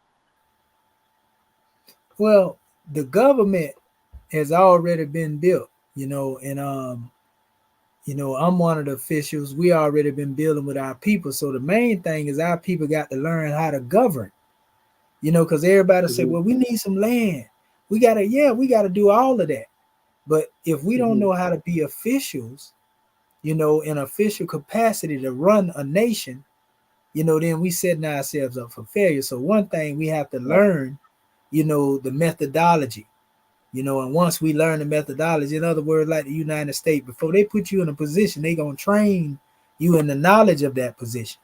So you got to come into the knowledge of what it means to be a ruler instead of being a member of a organization or a religious member. Nothing wrong with that, Hmm. but the Hmm. main thing we got to get out of thinking that them nations. Because like some of our people, they think when we say nation Islam, that is a nation in the sense of nation. We understand the jargon, the way it's being used. Nothing wrong, nothing against the nation, but we're saying an actual nation. We got our own flag, we got our own Right. seal, we got our own emblem, we got a constitution, the jury that we live by. Because we got many. We got New Nubian Right. nation. We got people calling themselves the nation of Hebrew. You see what I'm saying? But this is just using these terms loosely. You Right. see? When the United States say they're a nation, the United States, the American nation, they mean that they got a constitution, they got officials to run their government, they got institutions in order to make sure the government stay afloat. And we, instead of thinking we got to vote, some leadership in a present system that's not ever going to be conducive to us, we need to be dealing with trying to build our own nation because they don't already cast us out there anyway. Our people just still trying to hold on by the Right. ankles to this beast. They done already discarded us though. So my thing is we done learned what we needed to learn from them. We learned what not to do. So now it's time for us to come together, demonstrate self-determination. It's not against the law for the people think, oh, they're gonna kill you, brother. They killing us every day with the food we eat, the diet. Our people getting shot down. It don't matter Hmm. what you believe or what you don't believe. So ain't no need in being scared to represent the truth. If you scared to represent the truth, then go hide under a rock. I'm just speaking to some of our people because that's the excuse. They gonna do this. I don't care nothing about that. Cause I done been out there on both sides of that pistol. I ain't saying that to brag or Right. boast. And when I was living like that right there, it didn't matter whether I got it or I was giving it to somebody. You feel me? So when I say that, being in a state of a pure and clean mind now, Right. if I didn't feel nobody in that state, what make you think I'm gonna feel somebody what they can do to me in this physical form now? You can't do no more than what the ancestors and the That's most right. high allow you to do. But I ain't gonna live my life thinking if I'm gonna do the right thing and liberate my people, because it ain't about me. That's the thing we got to do too. We got to realize, Hmm. beloved brother, that this is not about us. It's about the Hmm. one that's coming after us. So we have to build with that mind instead of what am I gonna get up out of it? Get with the welfare recipient mentality. You ain't coming to Right. try to build, now you coming to try to get what our people think like that. And so they wait till we build something up, say, good brother like you and me, and we do all the work, and they just come in to try to benefit off what we did. But everybody want to see the baby, but Right. they don't want to deal with the labor pain. And see, that's the thing, brother. So we Mm-hmm. have to really start teaching our people how to be officials, how to operate in official capacity, and give them the teachings that are necessary to make them be moralistic while they in that state of mind. They do that. You ain't standing over them, hey, brother, you going to hell if you know. You just give them the teachings of self-mastery and let them deal with that. And that's how we gonna build something. Because now we got that mindset. When we come together, whatever we could do gonna be fruition. It's gonna Mm-hmm. unfold. We can go out now and get some land. We Right. can build structures on the land that actually deal with our people. That's a part of what we are part of, and build whole communities. And once we do that and we come together, it makes it easier for us to go out and do things and now build businesses. Now we can begin to make the Right. dollar circulate. Because it's not a lack of finances, it's a lack of unity. I keep telling our people, you get 1,000,000 of us with $1, brother. That's $1,000,000 easy. You see? Right. You get a Right. million of us That's with right. $10. That's $10 That's million right. easy. So it ain't money, it's a lack of unity. You see what I'm saying? The Right. unity is more important than the finances, because the unity will bring the finances. And then in the unity, we got to learn how to be respectful and also stay in our lane. For example, just Mm-hmm. because I may be able to be an orator, don't mean that I might be a good organizer. It may be another brother that has that talent. Let him do that. Don't think because you can be a best speaker that means you got to run and control everything. Stay in your lane. You That's understand? right. It Yes. can be another sister. She got certain talents that brothers don't have. Let that sister do what she born to do, and stop trying to Mm-hmm. micromanage her. Get chauvinistic with her. You see what I'm saying? This is how we got to. This is how we build, when we learn to respect each other's gifts, and we That's right. pool our resources, brother. We come together, we use those resources, mental, physical, spiritual, whatever it is that we have, to build up the whole. And that's when we will see a vision beautiful. That's right. That's right.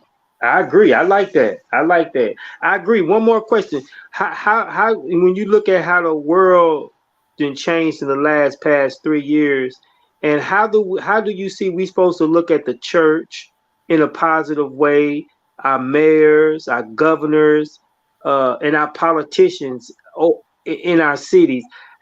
Don't we supposed to look at them in a positive way and learn from them, so we can learn to build our government, right? I agree. And we have seen all that we need to see to build it.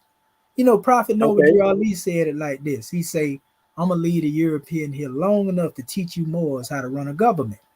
He say, That's get a right. good European education and I can use you. So we know what he Hmm. meant by this. You see what I'm saying? Mm. Now, in one Okay. aspect, yeah, we can go through the schools and get what knowledge we can get and learn from that. But there's another European education to be got that some of our people that may be educated don't have.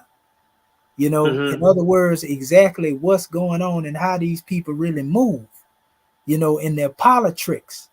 Because you learn what not to do. You see what I'm saying? Like, Hmm. man, we ain't gonna demonstrate like that. We know that ain't right. So that's Hmm. European education as well. Our experience and what we have been through under this government, that's European education as well. So Oh, okay. when he said that get yourself a good European education, he can use you. That's what he was talking about. Your Hmm. thing, what you've been through, also with the formal education that you have, this is gonna make you one that is fit to lead your people, lead them and guide them, into manumission, and not wait for Hmm. somebody else to do it. And the same thing, yeah, Hmm. we got to honor those in various organizations, because you got to be a diplomat. You got to be able to Hmm. communicate with other people.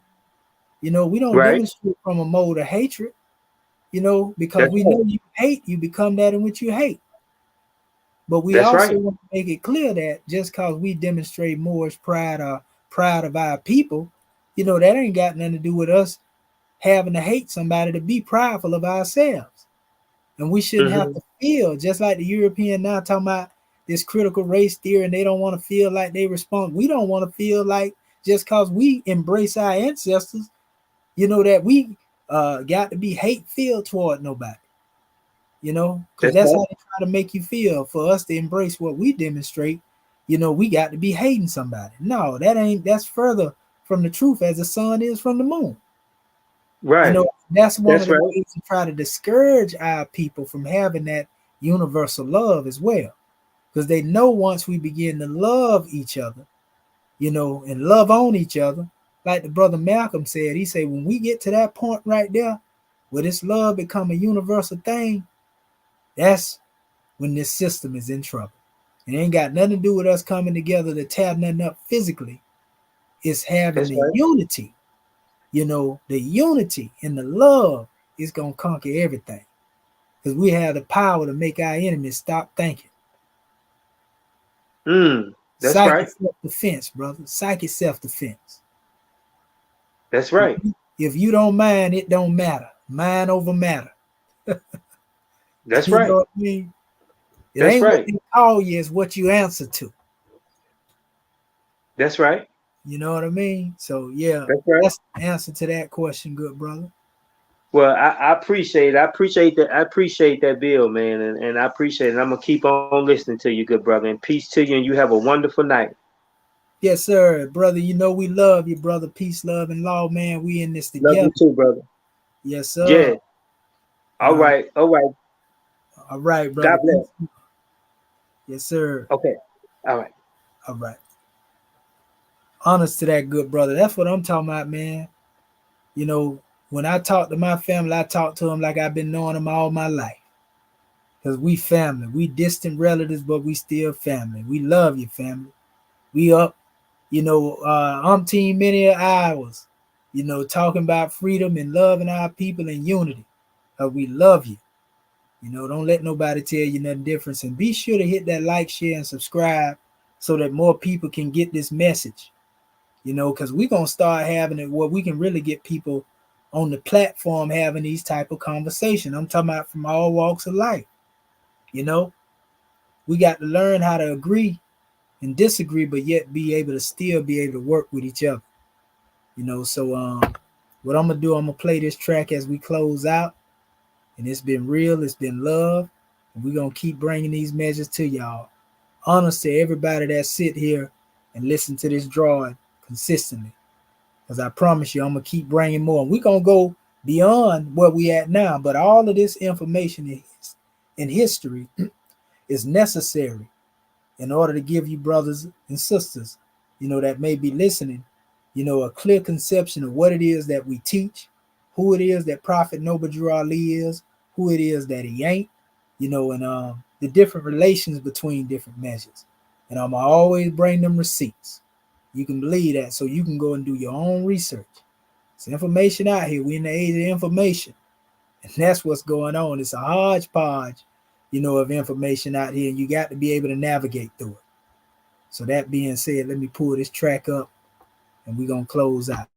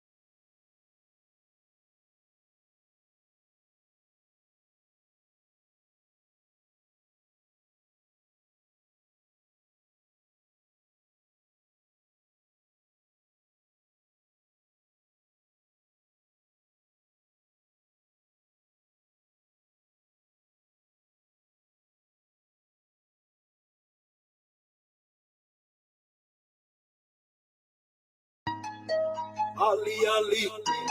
Yeah.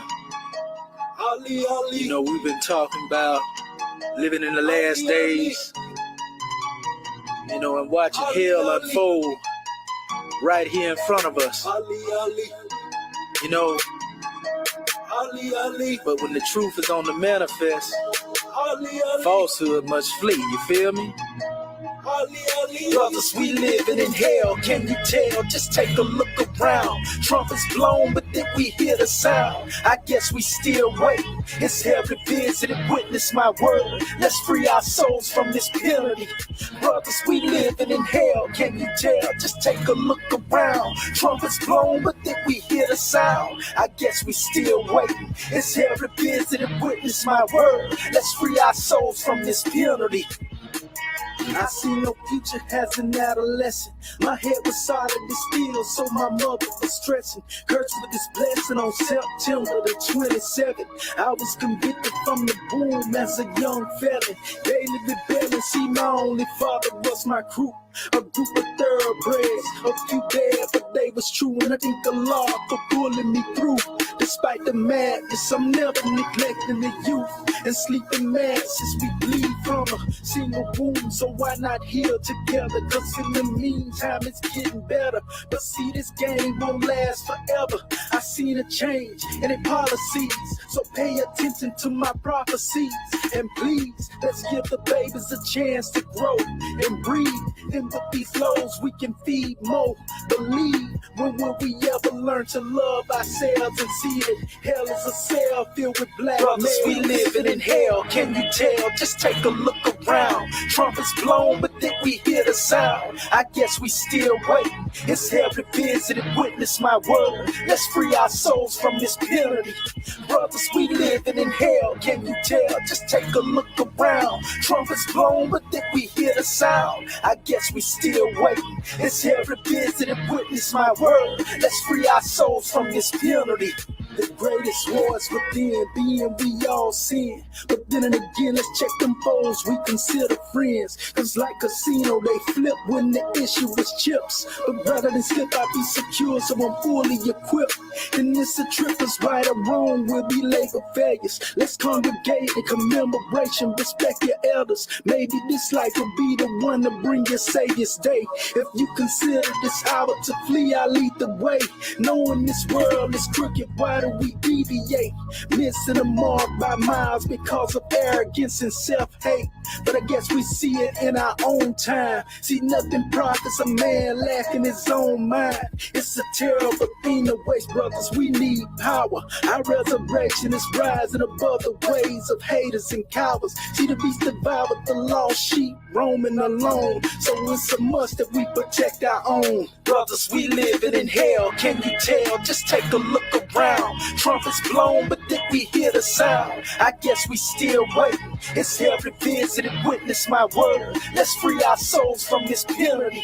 Brothers, we living in hell, can you tell? Just take a look around. Trumpets blown, but then we hear the sound. I guess we still waiting. It's heaven visited, witness my word. Let's free our souls from this penalty.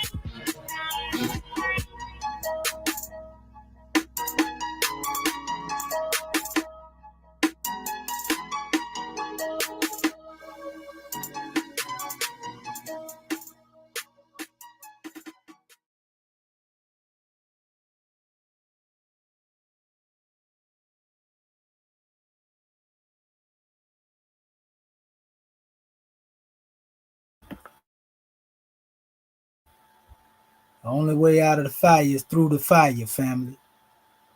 Peace and love. Peace and love. Y'all already know we got more coming.